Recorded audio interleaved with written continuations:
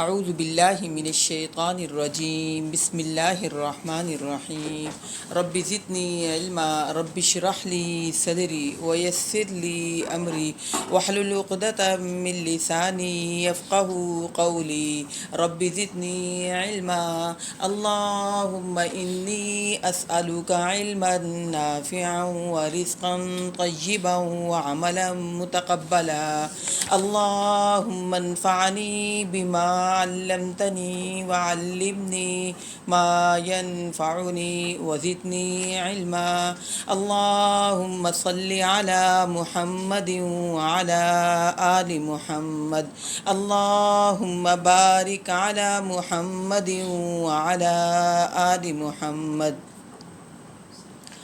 اچھا جی، اللہ کی رحمت سے الحمدللہ سورۃ النمل ہماری چل رہی ہے۔ واقعہ چل رہا تھا ہمارا سلیمان علیہ السلام کا۔ ہدہد کا واقعہ تھا۔ ہدہد غائب تھا اور سلیمان علیہ السلام نے اس سے پوچھا تو اس نے کہا کہ میں نے ایک ایسی ملکہ کو دیکھا ہے جو حکومت تو کرتی ہے لیکن وہ سورج کی پوجا کرتی ہے۔ تو سلیمان علیہ السلام نے پھر اس کو خط دیا، رکا دیا کہ جا کر اس کو یہ پیش کرو، یہ دو اس کو رکا۔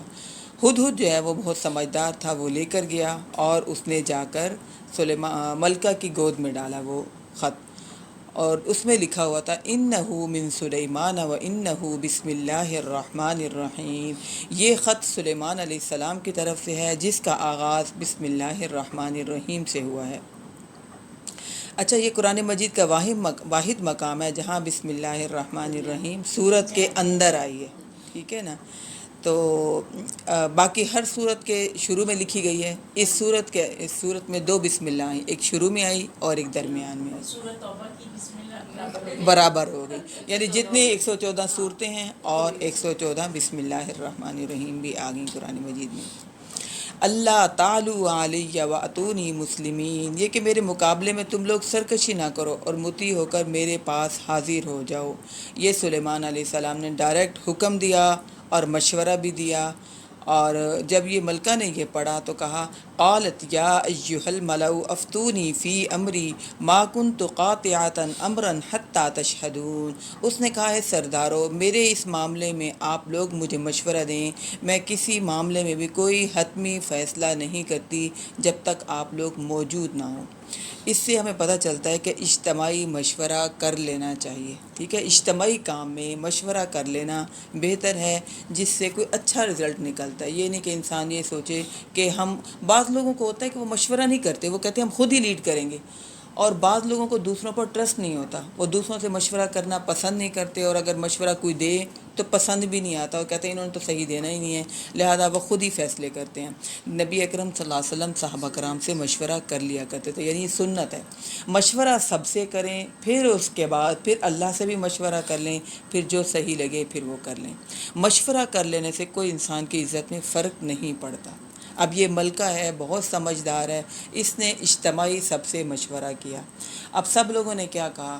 قالوا نحن اولو قوت و اولو باس شدید، کہنے لگے ہم طاقتور بھی ہیں اور زبردست جنگی صلاحیت والے بھی ہیں۔ والامر الیک فانظری ماذا تأمرین، اور فیصلے کا اختیار تو آپ کے پاس ہی ہے، لہذا آپ خود دیکھ لیں کیا آپ ہمیں حکم دیتی ہیں۔ انہوں نے رائے بھی دے دی اور پوچھ بھی لیا کہ آپ کی کیا مرضی ہے۔ تو مشورہ دینے کا یہ انداز ہوتا ہے۔ بعض لوگ جو کوئی مشورہ دے دیتے ہیں نا اور اگلا وہ مشورہ نہ مانے تو مائنڈ کر جاتے ہیں، آپ نے تو ہماری ماننی نہیں ہے، اگلی دفعہ کہتے ہیں زندگی سنتے ہیں ہاں، وہ کہتے اگر وہ ہیں کام اچھا ہو جائے تو پھر تو جی ہاں بہت جی اچھا ہے، اور نہ اچھا ہو تو پھر جی ہاں جی ہاں جی، یہی نا، تو مشورہ جو ہے نا، یہ بہت غلط چیز ہے۔ جی مشورہ آپ دے دیں، زبردستی نہ کریں ان پر کہ بھئی لازماً آپ ہماری بات مانیں، اور اگر نہیں مانی تو پھر مائنڈ بھی نہ کریں، ٹھیک ہے نا، ان کے بھروسہ ہونا پاس چاہیے ہاں نہیں، جو مشورہ مانگ رہا ہے اس نے آپ پر ٹرسٹ کیا، اور آپ بھی مشورہ دیں، بس باقی یہ کہ زبردستی نہ کریں، اور اگر نہیں مانا تو مائنڈ نہ کریں، اور پھر اگلی دفعہ وہ مشورہ مانگیں تو آپ کہیں ہم نے تو مشورہ دینا ہی نہیں، کیونکہ آپ تو ہماری مانتے ہی نہیں، آپ نے کرنی اپنی مرضی ہے، لہذا مشورہ کرنا سنت ہے، مشورہ کر لینا چاہیے، اور مشورہ دینے کے بعد مائنڈ نہیں کرنا چاہیے اگلے، بلکہ اس طرح کہنا چاہیے ہمارے خیال میں ایسے ہی ہے، باقی آپ آگے دیکھ لیں۔ تو انہوں نے بھی ایسے کہا کہ فیصلے کا اختیار تو آپ کے پاس ہی ہے، آپ خود دیکھ لیں، جو آپ ہمیں حکم دیں گی ہم وہ کریں گے۔ آپ کو پتہ ہے ہم جنگجو بھی ہیں اور طاقتور بھی ہیں۔ قالت یعنی ہم بھی ایسے مشورہ دیں کہ ہم یہ آپ کی ہیلپ کر سکتے ہیں، یہ مدد کر سکتے ہیں، آپ کی مرضی، آپ چاہیں تو فوراً ہم سے ہیلپ لے لیں، نہیں بھی لیں گے تو کوئی بات نہیں، جو آپ کو بہتر لگے آپ ویسے کر لیں۔ قالت ان الملوک اذا دخلوا قریۃ افسدوها، اس نے کہا بادشاہ جب کسی بستی میں داخل ہوتے ہیں تو اس میں خوب فساد برپا کرتے ہیں۔ یعنی اس نے دانش مندانہ بات کی کہ اس نازک موقع پر اگر میں نہیں جاتی اور وہ ہم پر چڑھائی کرتے ہیں تو پھر کیا ہوتا ہے، بربادی ہوتی ہے، انسانوں کی تباہی ہوتی ہے۔ تو یہ اس نے بڑی دانش مندانہ بات کی۔ وَجَعَلُوا أَعِزَّةَ أَهْلِهَا ذِلَّةً، اور اس کے معزز لوگوں کو ذلیل کر دیتے ہیں۔ وَكَذَلِكَ يَفْعَلُونَ، اور بادشاہوں کا تو ایسا ہی طریقہ ہوتا ہے، وہ چڑھائی کرتے ہیں پھر وہ اقتدار پاتے ہیں۔ تو اس نے کہا کہ کیونکہ خود بھی تو وہ ملکہ تھی، اسے پتہ تھا کہ یہ بھی اگر سلیمان علیہ السلام بادشاہ ہیں تو یہ بھی ایسے ہی کریں گے جو انہوں نے بات کہی، لہذا میں اس بات کو مان لوں۔ لیکن اس نے پھر ایک اور طریقہ استعمال کیا۔ وَإِنِّي مُرْسِلَةٌ إِلَيْهِمْ بِهَدِيَّةٍ فَنَاظِرَةٌ بِمَا يَرْجِعُ الْمُرْسَلُونَ، تو میں ان کی طرف بھیجتی ہوں کچھ قیمتی تحائف، فَنَظِرَةٌ، تو پھر میں دیکھتی ہوں بِمَا يَرْجِعُ الْمُرْسَلُونَ، کہ کیا وہ جواب لے کر واپس آتے ہیں۔ اس نے قیمتی تحائف دے کر سلیمان علیہ السلام کی طرف اپنا قاصد بھیجا۔ وہ یہ معلوم کرنا چاہ رہی تھی کہ ان کو دنیاوی مال و دولت کا حصول ان کی نیت ہے یا اس کے علاوہ کچھ اور یہ چاہتے ہیں۔ وہ سلیمان علیہ السلام کو آزما رہی تھی کہ سلیمان علیہ السلام لالچی ہیں کہ نہیں، ٹھیک ہے۔ فلما جاء سلیمان، اب دیکھیے سلیمان علیہ السلام نے کتنا بہترین جواب دیا۔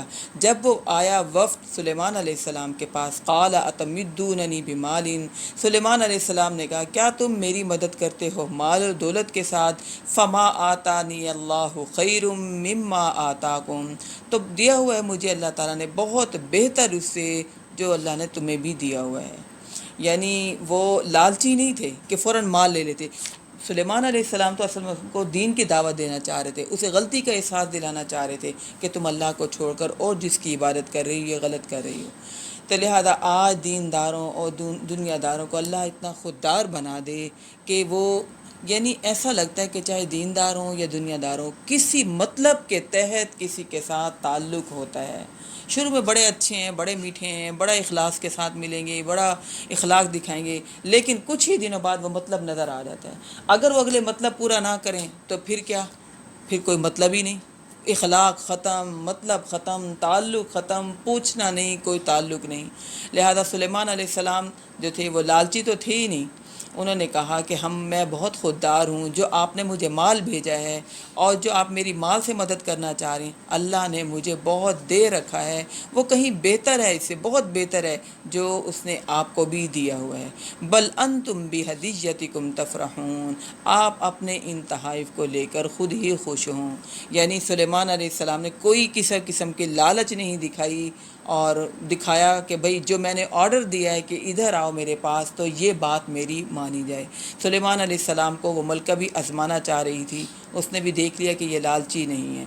ارجع الیہم، تم لوٹ جاؤ ان کی طرف، فلنأتینہم بجنود لا قبل لہم بہا، تو ہم ان پر ایسے لشکروں سے حملہ کریں گے جن کا مقابلہ ان کے لیے ممکن نہیں ہوگا۔ اب سلیمان علیہ السلام نے اپنی طاقت بتائی۔ وَلَنُخْرِجَنَّهُم مِّنْهَا أَذِلَّةً وَهُمْ صَاغِرُونَ، اور ہم باہر نکال دیں گے انہیں اس ملک سے ذلیل کر کے اور وہ ذلیل و رسوا ہو جائیں گے۔ یعنی کہا کہ پہلے تو ہماری بات ماننی پڑے گی کہ ہمارے پاس مطیع ہو کر حاضر ہوں، ورنہ ہم پھر ان پر حملہ کریں گے۔ تو دینے والا ہاتھ جو ہوتا ہے وہ لینے والے ہاتھ سے ہمیشہ بہتر ہوتا ہے۔ سلیمان علیہ السلام نے لیا نہیں بلکہ واپس کیا اور ان سے کہا میں مال و دولت کی ضرورت نہیں ہے، جو کہا ہے تم ہمارے پاس آؤ، اور اگر نہیں آؤ گے تو پھر ہم لشکر لے کر تمہاری طرف حملہ کریں گے اور پھر ذلیل و رسوا کریں گے، یعنی قبضہ کر لیں گے۔ قال یا ایھا الملأ ایکم یأتینی بعرشها، پھر اپنے درباریوں سے مخاطب ہو کر کہا سلیمان علیہ السلام نے، اے درباریوں، قال یا ایھا الملأ ایکم یأتینی، تم میں سے کون لے کر آئے گا میرے پاس، بعرشها، اس کا عرش، اس کا تخت، قبل ان یأتونی مسلمین، اس سے پہلے کہ وہ فرما بردار ہو کر میرے پاس پہنچے۔ یعنی دیندار لوگوں کو دعوت دینے کے لیے مختلف ٹرکس بھی یوز کرنے چاہیے تاکہ اگلا جو ہے امپریس ہو سکے۔ سلیمان علیہ السلام نے اس ملکہ کو امپریس کرنے کے لیے یہ کیا کہ کہا کہ جو اس کا تخت ہے وہ میرے پاس کون لے آئے گا، کیونکہ ہوائیں بھی تابع تھیں، جن بھی تابع تھے، پرندے بھی سلیمان علیہ السلام کے تابع تھے، تو کہا کہ کون میرے پاس اس کا تخت لے آئے گا۔ قال عفریت من الجن انا آتیک بہ قبل ان تقوم من مقامک، جنوں میں سے ایک دیو نے کہا میں اس سے آپ کے پاس لے آتا ہوں اس سے پہلے کہ آپ اپنی اس مجلس سے اٹھیں۔ ٹھیک ہے، اس نے یہ بات کہی کہ آپ یہاں سے اٹھیں، تھوڑا ٹائم آپ کو لگے گا، گھنٹہ آدھا گھنٹہ، میں آپ کے اٹھنے سے پہلے وہ تخت لے آؤں گا۔ ٹھیک ہے، وَإِنِّي عَلَيْهِ لَقَوِيٌّ أَمِينٌ، اور میں یقیناً اس کام کے لیے طاقت بھی رکھتا ہوں اور امانت دار بھی ہوں۔ قال الذي عنده علم، اب یہ جنوں میں سے ایک جن نے کہی تھی یہ بات، وہیں پر ایک آدمی بھی بیٹھا ہوا تھا۔ قال الذي عنده علم من الكتاب انا آتيك به قبل ان يرتد اليك طرفك، کہنے لگا وہ شخص جس کے پاس کتاب کا علم تھا، میں اسے آپ کے پاس لے کر آتا ہوں اس سے پہلے کہ آپ کی نگاہ پلٹ کر آپ کی طرف آئے، یعنی پلک جھپکانے سے پہلے میں آپ کے پاس میں لے آتا ہوں۔ اچھا، اب قرآن مجید نے صرف اتنا ہی تذکرہ کیا کہ وہ ایک شخص تھا۔ اب مفسرین بتاتے ہیں کہ وہ ان کا یعنی وزیر تھا، اس کا نام آصف بن خریہ بتاتے ہیں، اور یہ بتاتے ہیں کہ اس کے پاس ایک ایسا علم تھا جو اس نے، جیسے کہ عصری علوم ہوتے ہیں، وہ اس نے سیکھا ہوا تھا، اس وجہ سے اس نے کہا کہ آپ کی پلک جھپکانے سے پہلے میں آپ کے پاس وہ تخت لے آؤں گا۔ کوئی بھی علم تھا اس کے پاس جو اس نے سیکھا ہوا تھا۔ ٹھیک ہے، اب ہمیں یعنی اب دیکھیے کہ وہ علوم، عصری علوم، یعنی کوئی بھی یعنی ہو، ٹیکنالوجی ہو، کچھ بھی ہو، وہ ترقی تو آج بھی کر گئی ہے۔ یعنی اتنے دور بیٹھے ہم شخص کی آرام سے بٹن دباتے ہیں، شکل دیکھ لیتے ہیں کہ نہیں دیکھ لیتے۔ حتیٰ کہ مجھے وہ بتا رہی تھی، میری کلاس میں آتی ہیں، وہ کہنے لگی کہ ان کی نا بہن رہتی ہیں ناروے میں، اور وہ کہنے لگی کہ وہ یہاں پر پاکستان آئی ہوئی تھی، ان کے بیٹے نے وہاں سے فون کیا کہ گھر کا لاک کوئی کھول نہیں رہا جو گھر میں موجود ہے، لاک کھول دیں، چابی ان کے پاس یہاں تھی، انہوں نے یہاں سے بٹن دبایا اور ناروے میں گیٹ کھل گیا۔ یہ ہمارے جو سامنے والے ہیں نا، ہاں انہوں نے اپنے گھر کے لیے مجھے دیا ہوا تھا، ہاں وہ وہاں سے کہہ رہتے تھے ذرا دبا دے، رات ہو گئی لائٹس آف کر دیے، میں کر دیتی تھی، ایک دن کہنے لگے چلے آپ رہنے دیں میں خود ہی کرتی ہاں، تو اندازہ لگ، یہ علوم ہی ہے نا، ریسرچ ہے نا، ہاں ریسرچ ہے، ہاں ٹیکنالوجی ہے، کچھ بھی ہے، اس شخص کے پاس بھی یہ علم تھا، یعنی جن سے اوپر کا لیول اندازہ لگائیں کہ علم ٹیکنالوجی اس کے پاس جو بھی تھی۔ پر القرآن نے اس بارے میں کوئی بھی تذکرہ نہیں کہا، لیکن یہ کہا کہ ایک شخص جس کے پاس علم تھا لیکن وہ تابع سلیمان علیہ السلام کے تھا۔ اس سے یہ اندازہ لگائیں کہ سلیمان علیہ السلام کی حکومت، بادشاہت، اختیار اللہ نے ان کو کتنا دیا ہوا تھا، کتنے کے لوگ تابع تھے۔ اس نے کہا پلک جھپکانے سے پہلے میں آپ کے پاس یہ لے آتا ہوں۔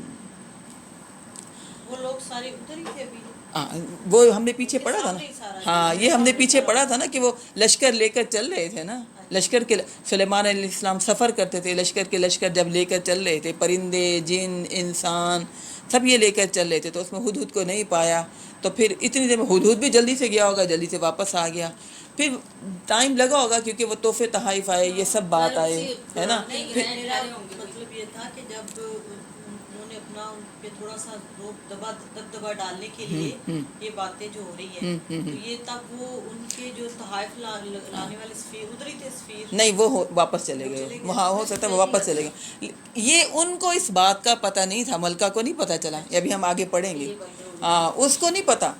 سلیمان علیہ السلام یہ ایک ٹرک استعمال کر رہے ہیں کہ اس کو میں کیسے احساس دلاؤں کہ تم غلطی پر تھی، صرف اس لیے اس کا تخت منگوایا اور کہا کون لا کر دے گا۔ اس شخص نے کہا کہ میں آپ کو پلک جھپکانے سے پہلے ہی آپ کے پاس وہ تخت لے آؤں گا۔ جن نے تو کہا کہ اٹھنے سے پہلے ہو سکتا گھنٹہ، 1.5 گھنٹہ، اس کو 2 گھنٹے لگتے، اس نے کہا میں پلک جھپکاتے ہی آپ کو نا لا کر دے دوں گا فوراً۔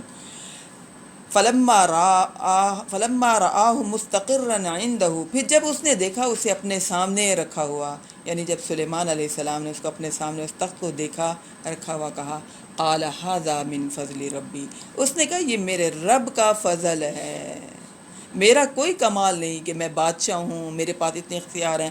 ہمارے ہاں بزرگ تو کہتے ہیں ہم یہ کر سکتے ہیں اور ہم یہ کر سکتے ہیں اور ہم یہ کرنے والے اور ہم یہ بگڑیاں بنانے والے اور ہم یہ نوازنے والے۔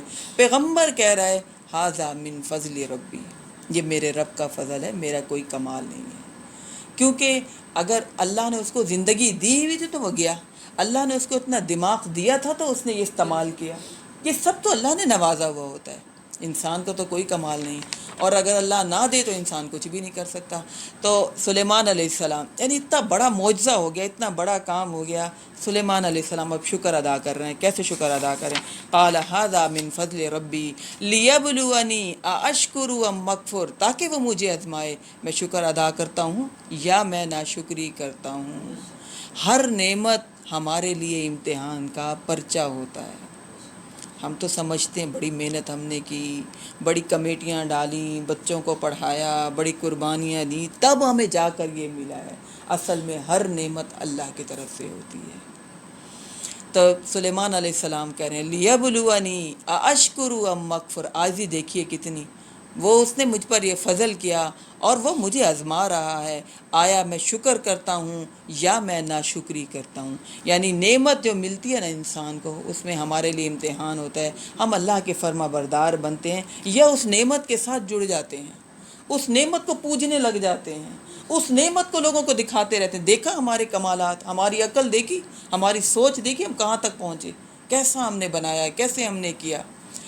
اشکر ام اکفر، میں شکر ادا کرتا ہوں یا میں ناشکری کرتا ہوں. یعنی تمام نعمتوں کے ملنے کے بعد یا آزمائشوں کے آنے کے بعد انسان کا تعلق، انسان کا ریلیشن اللہ سے اور مضبوط ہونا چاہیے. کیونکہ اللہ تو آزما رہا ہے، دے کے بھی آزما رہا ہے، لے کے بھی آزما رہا ہے.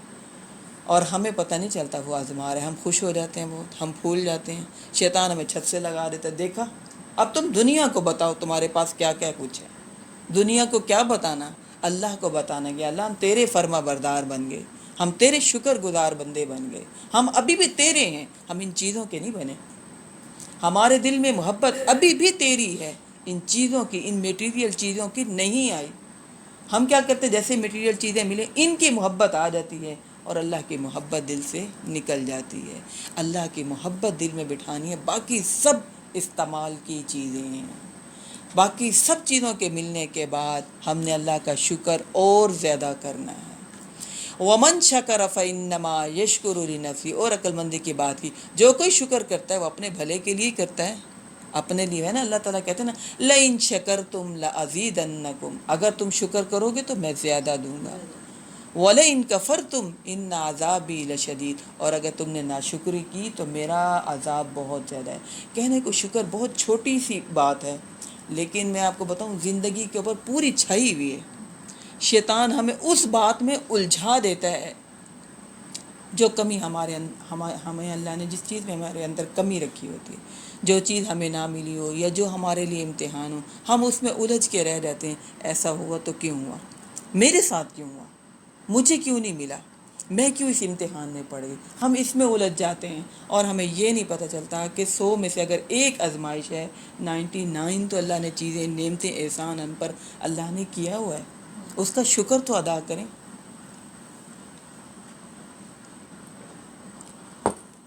قال نکروا لها عرشها، اب عرش آ گیا، ٹھیک ہے، وہ تخت آ گیا. ہاں، ومن کفر فإن ربی غنی کریم، اور جو کوئی ناشکری کرتا ہے تو میرا رب یقیناً بے نیاز ہے اور بہت کرم کرنے والا ہے. یعنی کہا کہ میں ناشکری کرتا ہوں تو میرا رب تو بے نیاز ہے، میرے رب کو فرق نہیں پڑے گا، میرا رب تو بہت کرم کرنے والا ہے. اور اگر میں شکر ادا کروں گا تو شکر تو میرے اپنے لیے ہے، مجھے خود کو ہی فائدہ ہوگا. لہذا جب ہم گلے شکوے کر رہے ہوتے ہیں نا، ناشکری کر رہے ہوتے ہیں، ہم اس میں نقصان کس کا کر رہے ہوتے ہیں؟ اپنا نقصان کر رہے ہوتے ہیں. یقین مانے بچوں کو جب انسان پال پوس کے بڑا کرتا ہے، بڑی محنتوں کے ساتھ کرتا ہے نا انسان، قربانیاں دے کر، اپنے آپ کو گھلا کر، اور پھر اگر وہ کچھ کہہ دے نا یہ چیز تو آپ نے کی ہی نہیں، ہمارا دل کیسے بجھ جاتا ہے. کہتے ہیں آپ نے نا اس کو دیا، مجھے نہیں دیا، آپ کو اس کا خیال ہے، میرا خیال نہیں. انسان کہتے ہیں یہ کیسی عجیب سی بات کر رہے ہیں. ایسے اللہ تعالیٰ کو بہت عجیب لگتا ہے کہ اللہ تعالیٰ کہتے ہیں کہ میں نے اتنا نوازا، اگر ایک چیز کم کر دی تو انسان اسی پر ناشکری کر رہا ہے. یا اللہ کیا کیوں ایسے؟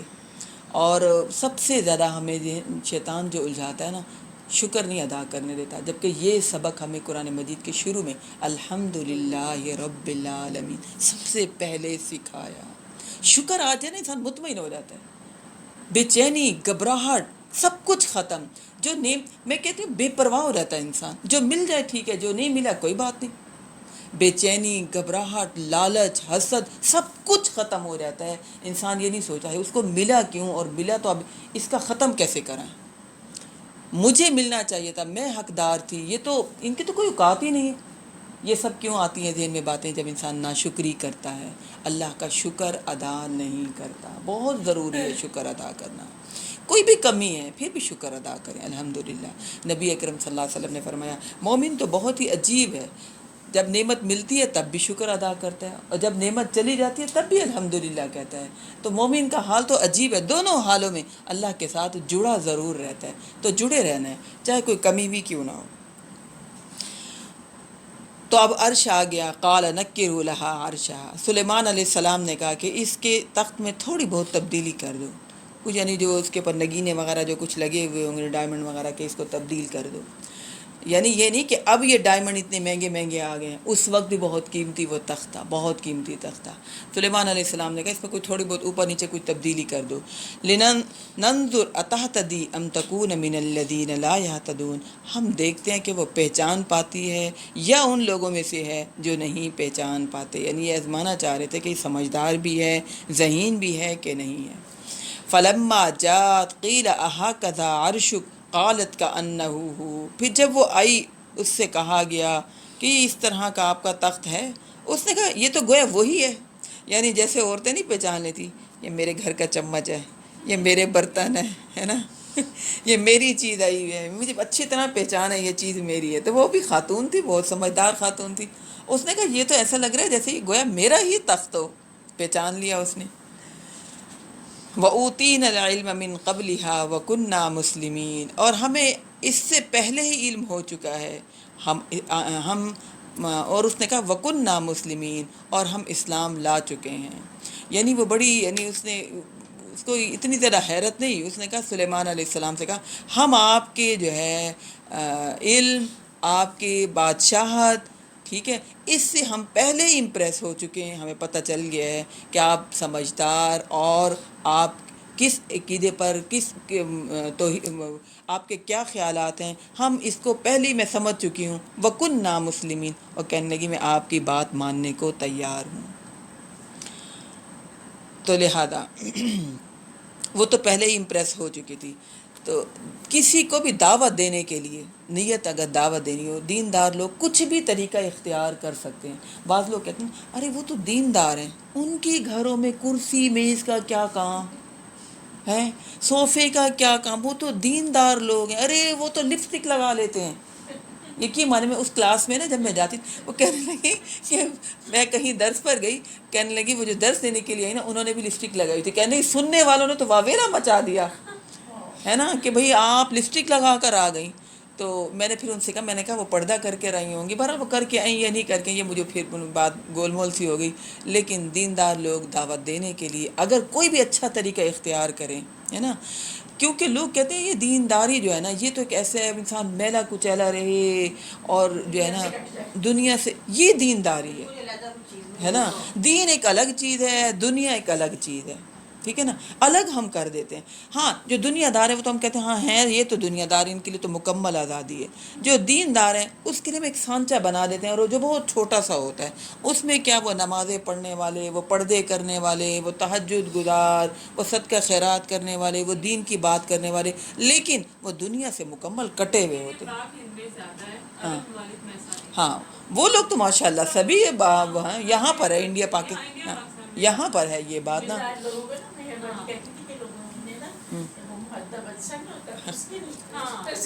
ہاں بالکل بالکل بالکل. تو دیندار لوگوں کو بھی اس بات کا خیال رکھنا بھی چاہیے، کیونکہ لوگ ان کو بڑے اس سے دیکھ، ارے آپ نے باریک کپڑے پہن لیے، بھئی خود نہیں پتہ چلا خود کیسے پہنے ہوئے ہے نا. ہاں ہم تو ان کے لیے اپنے لیے گنجائش ہے، ان کے لیے گنجائش نہیں. تو لہذا دیندار لوگ دین کی دعوت دینے کے لیے کوئی بھی بہترین ٹرک یوز کرنا چاہیں تو کر سکتے ہیں. دنیاوی تعلیم بھی حاصل کرنا چاہتے ہیں تو کریں، منع نہیں ہے، لیکن ساتھ دین کو جوڑیں ضرور، بلکہ زیادہ اچھی دین کی دعوت دے سکیں گے. آج کل کے حالات کے حساب سے بہت اچھی دعوت دیں گے. تو انہوں نے بھی وہ کیا، سلیمان علیہ السلام نے بھی. تو وہ کہنے لگی میں پہلے ہی آپ سے امپریس ہو چکی ہوں. ٹھیک ہے. وَصَدَّهَا مَا كَانَتْ تَعْبُدُ مِن دُونِ اللَّهِ، اور سلیمان علیہ السلام نے اسے روک دیا جس کی وہ پوجا کر رہی تھی اللہ کے علاوہ. یہاں یہ دیکھیے کہ ملکہ کے پاس دعوت دینے کے لیے صرف ہدہد گیا، لیکن اس کی نیت اچھی تھی، اس کی نیچر اچھی تھی، اس نے فوراً ہدایت کو قبول کر لیا. اور جو سلیمان علیہ السلام نے کہا اس نے کوئی اکڑ، کوئی تکبر، کوئی ضد، ہٹ درمی نہیں دکھائی.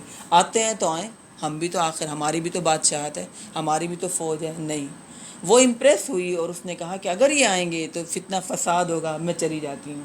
لیکن جیسے اس نے تخت دیکھا نا، اور وہ امپریس ہوئی کہ جیسا میرا تخت تھا یہاں پر بھی ان کے پاس اتنی قیمتی چیزیں ہیں، یہ بھی بہت سمجھدار ہیں، تو وہ بھی امپریس ہو گئی. اور ہم دیکھتے ہیں فرعون کے پاس 2 پیغمبر گئے ہیں، موسیٰ علیہ السلام اور فرعون، وہ ہارون علیہ السلام. دو پیغمبر گئے، لیکن فرعون تکبر کی وجہ سے ہدایت قبول نہیں اس نے کی. اس کے پاس صرف ہدہد آیا ہے، ایک پرندہ آیا، نیچر کی نیک تھی اور خیر کو قبول کرنے والی تھی. اصل بات یہ خیر کو قبول کرنے والی تھی. خیر جہاں سے بھی ملے انسان کو قبول کر لینا چاہیے، لے لینا چاہیے. جو ضد میں رہا، جو اکڑ میں رہا، جو تکبر میں رہا، وہ کبھی کامیاب نہیں ہوتا. جو اپنے آپ کو کچھ سمجھے اور دوسرے کو کچھ بھی نہ سمجھے، وہ ترقی کبھی بھی نہیں پاتا. تو یہاں پر ایک وہ جو ہے ہدہد کے آنے سے یہ آ گئی اور اس نے ایمان بھی قبول کر لیا. انہا کانت من قوم کافرین، وہ ایک کافر قوم میں سے تھی. اچھا، ہمارے ہاں نا بہت سی باتیں مشہور ہیں کہ سلیمان علیہ السلام نے اس ملکہ کے ساتھ بعد میں شادی کر لی، جیسا کہ مشہور ہے کہ یوسف علیہ السلام نے زلیخا کے ساتھ شادی کی تھی. یہ باتیں من گھڑت ہیں، اس کا کوئی بھی ثبوت نہیں ہے. اس سلیمان علیہ السلام نے صرف ایسے دعوت دی، بس اس کا میں کوئی تذکرہ ملتا ہی نہیں ہے.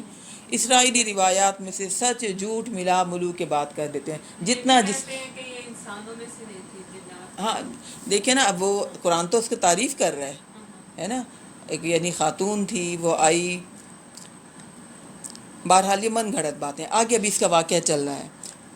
سلیمان علیہ السلام نے اسے اللہ کے علاوہ عبادت سے روک دیا. انہا کانت من قوم کافرین، جنوں میں سے تو نہیں تھی، یہ دیکھیں اس کو تذکرہ آ رہا ہے. انہا کانت، بے شک وہ ایک کافر قوم میں سے تھی. سلیمان علیہ السلام نے اب اسے اللہ کے علاوہ کفر کرنے سے روک دیا. قیل لہا ادخلی الصرح، اب دیکھیے سلیمان علیہ السلام نے ایک محل بنوایا. ایک محل بنانے کے بعد اس میں خوب شیشے کا فرش لگایا. دیکھیں نا، یعنی وہ کہتے ہیں کہ دیندار لوگوں کو تو کرنا ہی نہیں چاہیے ایسے. تو دعوت دینی تھی، اس کے لیول کے حساب سے دعوت دی، اس کے لیول کے حساب سے انتظام کیا. نہ کرتے، کیا اس کے لیول کے حساب سے. ایک محل بنایا اور اس محل میں ان کے لیے تو جن تابع تھے، جو حکم دیتے فوراً وہ بنا دیتے تھے. ایک محل بنایا اور اس کے نیچے شیشے کا فرش بنایا اور اس سے کہا قیل لہا ادخلی الصرح، اس سے کہا گیا اب محل میں داخل ہو جاؤ. فلما رأته حسبته لجة وکشفت عن ساقیها، تو جب اس نے اس فرش کو دیکھا اس نے اسے گہرا پانی سمجھا اور اپنی پنڈلیاں کھول دیں. جیسے ہم پانی دیکھ کر نا پانچے اوپر اٹھا لیے، ٹھیک ہے نا. ہمارے ہاں بھی اب پانچے اوپر کرنے کا یعنی لمبی قمیضیں اور شلواریں جو ہیں ٹراؤزر وہ قمیض تک، ٹخنے ننگے رکھنے ہیں، ایڑیاں کھلی رکھنی ہیں. آپ کو پتہ اس سے نماز نہیں ہوتی جب تک کہ ہمارے ٹخنے کور نہ ہوں. ایسے ٹائٹ ٹراؤزر آ گئے ہیں، ایسے فٹنگ والے وہ آ گئے ہیں کہ وہ ٹخنوں سے اوپر، ایڑیوں سے اوپر ہوتے ہیں. اور لمبی قمیضیں ہیں فیشن میں، اور وہ مختصر چھوٹے ہونے چاہیے ٹراؤزر. تو اس نے بھی یہی کیا، کہا کہ اپنے جو ہے نا پنڈلی کھول دی اور اپنا جو ہے نا جو بھی پہنا ہوا ہوگا اس نے اوپر اٹھا لیا کہ جیسے کہ نیچے پانی ہے. قال انہ صرح ممرد من قواریر، سلیمان علیہ السلام نے کہا یہ تو ایسا محل ہے جو کہ بنایا گیا ہے شیشوں سے. تبلیغ کے لیے جو انہوں نے دنیاوی سامان استعمال کیا تھا وہ اس سے دھوکہ کھا گئی. سلیمان علیہ السلام اسے یہ بتانا چاہ رہے تھے کہ جیسے تم اس چیز سے دھوکہ کھا گئی ہو، ایسے اللہ کی عبادت کرنے میں بھی تم دھوکہ کھا گئی. کہا کہ یہ تو ایسا محل ہے جو شیشوں سے بنایا ہوا ہے. قالت رب انی ظلمت نفسی، اس نے کہا اے میرے پروردگار یقیناً میں نے اپنی جان پر ظلم کر لیا، وَأَسْلَمْتُ اور میں ایمان لے آئی، میں فرما بردار ہو گئی سلیمان کے ساتھ، للہ رب العالمین اللہ تعالیٰ کے لیے جو کہ رب تمام جہانوں کا پروردگار ہے۔ دیکھیے یعنی یہ خاتون ہے اور یہ فوراً ایمان لے آئی ہے۔ مجھے ایسا لگتا ہے مردوں کے مقابلے میں نا عورتیں جلدی ایمان قبول کرتی ہیں، خیر کی طرف جلدی آتی ہیں۔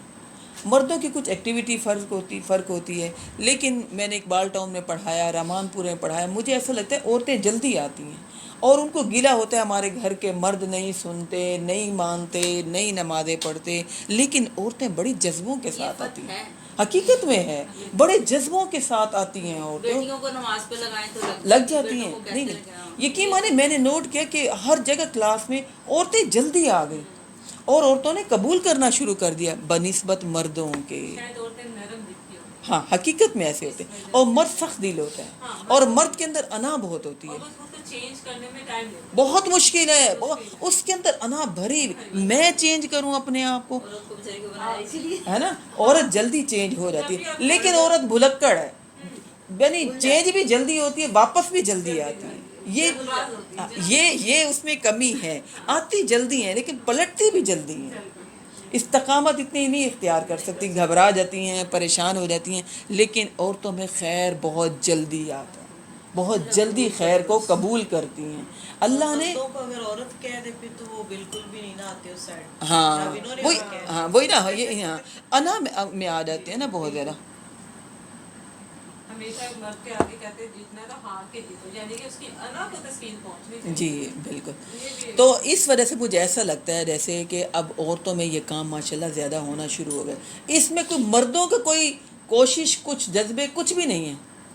حقیقت میں مجھے ایسا لگتا ہے کہ عورتیں آگے جلدی بڑھتی ہیں، عورتیں خیر کو جلدی قبول کرتی ہیں، بس یہ بھلکڑ ہیں، پیچھے بھی جلدی ہٹ جاتی ہیں، گھبرا جاتی ہیں اور پریشان ہو جاتی ہیں، جلد باز ہیں، اور کوئی سپورٹ انہیں نہیں ہوتا تو پھر پیچھے بھی جلدی ہو جاتی ہیں۔ ذمہ داری بھی بہت زیادہ ہوتی ہے۔ ہاں لیکن خیر خواہی، صلح پسندی عورتوں کے اندر زیادہ ہوتی ہے، لہذا یہ ملکہ بھی کہنے لگی رب انی ظلمت، یعنی یہ دعا ہم بھی پڑھ سکتے ہیں، رب انی ظلمت نفسی واسلمت مع سلیمان، یہ اس نے کہا واسلمت مع سلیمان للہ رب العالمین۔ ہمارے لیے اس میں جو بات عمل کی ہے، جب بھی حق سامنے آئے فوراً ہم تسلیم کر لیں، جیسے کہ یہ سمجھدار خاتون ملکہ تھی، اس نے قبول کر لیا۔ اب یہاں تک ان کا قصہ ختم ہو گیا، یعنی ایسا لگ رہا ہے جیسے کوئی کہانی پڑھ رہے ہیں، ہے نا، سلیمان علیہ السلام کا۔ تو یہاں تک اللہ تعالیٰ نے اس قصے کو، سورۃ النمل کے قصے کو، اور جو کہ اس سورت کا نام ہے، اس کو ختم کر دیا یہاں پر اللہ تعالیٰ نے۔ وَلَقَدْ أَرْسَلْنَا إِلَىٰ ثَمُودَ أَخَاهُمْ صَالِحًا، اور ہم نے بھیجا قوم سمود کی طرف ان کے بھائی صالح علیہ السلام کو، اور انہوں نے یہ کہا اعبدوا اللہ، اللہ کی عبادت کرو، فَإِذَا هُمْ فَرِيقَانِ يَخْتَصِمُونَ، تو اس وقت لوگ گروہ بن گئے آپس میں، اور گروہ بن کر فَإِذَا هُمْ فَرِيقَانِ، اس وقت دونوں گروہ آپس میں جھگڑنے لگے۔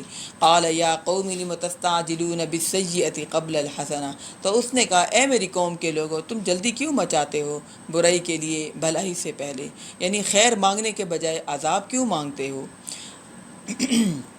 لولا تستغفرون اللہ لعلکم ترحمون، تم لوگ اللہ سے مغفرت کیوں نہیں مانگتے تاکہ تم پر رحم کیا جائے۔ قالوا اطیرنا بک وبمن معک، انہوں نے کہا ہم منحوس سمجھتے ہیں تم کو اور تمہارے ساتھیوں کو، ہمیں یعنی ایسا لگتا ہے کہ تمہاری نحوست کی وجہ سے ہم کسی آفت میں گرفتار نہ ہو جائیں۔ یہ بات انہوں نے کہی اور انہی پہ ڈال دی، ٹھیک ہے۔ قال طائركم عند قالوا اطيرنا قال طائركم عند الله بل انتم قوم تفتنون، تو اس نے کہا تمہاری بدشگونی کا معاملہ اللہ کے اختیار میں ہے، یعنی تمہاری نحوست والا معاملہ جو ہے وہ میرے اختیار میں نہیں، وہ اللہ کے اختیار میں ہے۔ بل انتم قوم تفتنون، بلکہ تم تو ایسی قوم ہو جو آزمائے جا رہے ہو۔ وکان فی المدینۃ تسعۃ رہط یفسدون فی الارض ولا یصلحون، اور اس شہر میں 9 بڑے سردار تھے، وہ زمین میں فساد مچاتے تھے اور اصلاح نہیں کرتے تھے۔ قالوا تقاسموا باللہ لنبیتنہ واہلہ، انہوں نے کہا تم سب آپس میں اللہ کی قسم کھا کر عہد کرو کہ ہم لازماً رات کو حملہ کریں گے اس پر اور اس کے گھر والوں پر، یعنی حضرت صالح کو قتل کرنے کی سازش کر رہے تھے ٹھیک ہے، جیسا کہ نبی اکرم صلی اللہ علیہ وسلم کو بھی مشرکین مکہ قتل کرنے کی سازش کر رہے تھے، لیکن انہیں ڈر یہ تھا کہ نبی اکرم صلی اللہ علیہ وسلم بنو ہاشم قبیلے سے ہیں، اگر ہم نے یہ جرت کر لی کسی ایک خاندان نے تو بنو ہاشم اس خاندان کو نہیں چھوڑے گا، تو لہذا وہ بھی یہ چاہتے تھے ہر قبیلے کا ایک ایک آدمی ہو جائے، تب ہم سب مل کر نبی اکرم صلی اللہ علیہ وسلم کو نعوذ باللہ قتل کریں۔ اسی طرح صالح علیہ السلام کو بھی قتل کرنے کے لیے 9 گروہ جو ہے، 9 بڑے بڑے سردار، ہر قبیلے کا ایک ایک بڑا سردار ملا، اور یہ آپس میں انہوں نے میٹنگ کی اور قسمیں کھائیں کہ ہم رات کو ضرور حملہ کریں گے اس پر اور اس کے گھر والوں پر۔ ثم لنقولن لولیہ ما شہدنا مہلک اہلہ وانا لصادقون، پھر ہم اس کے وارث سے کہہ دیں گے کہ ہم تو اس کے گھر والوں کے قتل کے وقت موجود ہی نہیں تھے اور ہم بالکل سچے ہیں، یعنی مکر جائیں گے، ہے نا، ہر قبیلے کا آدمی مکر جائے گا، لہذا کس قبیلے کو پکڑے گا یہ صالح علیہ السلام کے قبیلے کے لوگ۔ وَمَكَرُوا مَكْرًا وَمَكَرْنَا مَكْرًا وَهُمْ لَا يَشْعُرُونَ، اللہ کہہ رہا ہے انہوں نے ایک چال چلی اور ہم نے بھی ایک چال چلی جس کا انہیں پتہ بھی نہیں چلا۔ جیسے سورۃ بقرہ میں اللہ تعالیٰ کہتے ہیں اللہ یستہزئ بہم ویمدہم، اللہ سے وہ مذاق کرتے ہیں، اللہ بھی ان سے مذاق کرتا ہے، ویمدہم فی طغیانہم یعمہون، اللہ انہیں نافرمانی کرنے کے لیے ڈھیل دے دیتا ہے، سزا نہیں دیتا، پکڑتا نہیں ہے، وہ مست ہو جاتے ہیں، وہ غافل ہو جاتے ہیں۔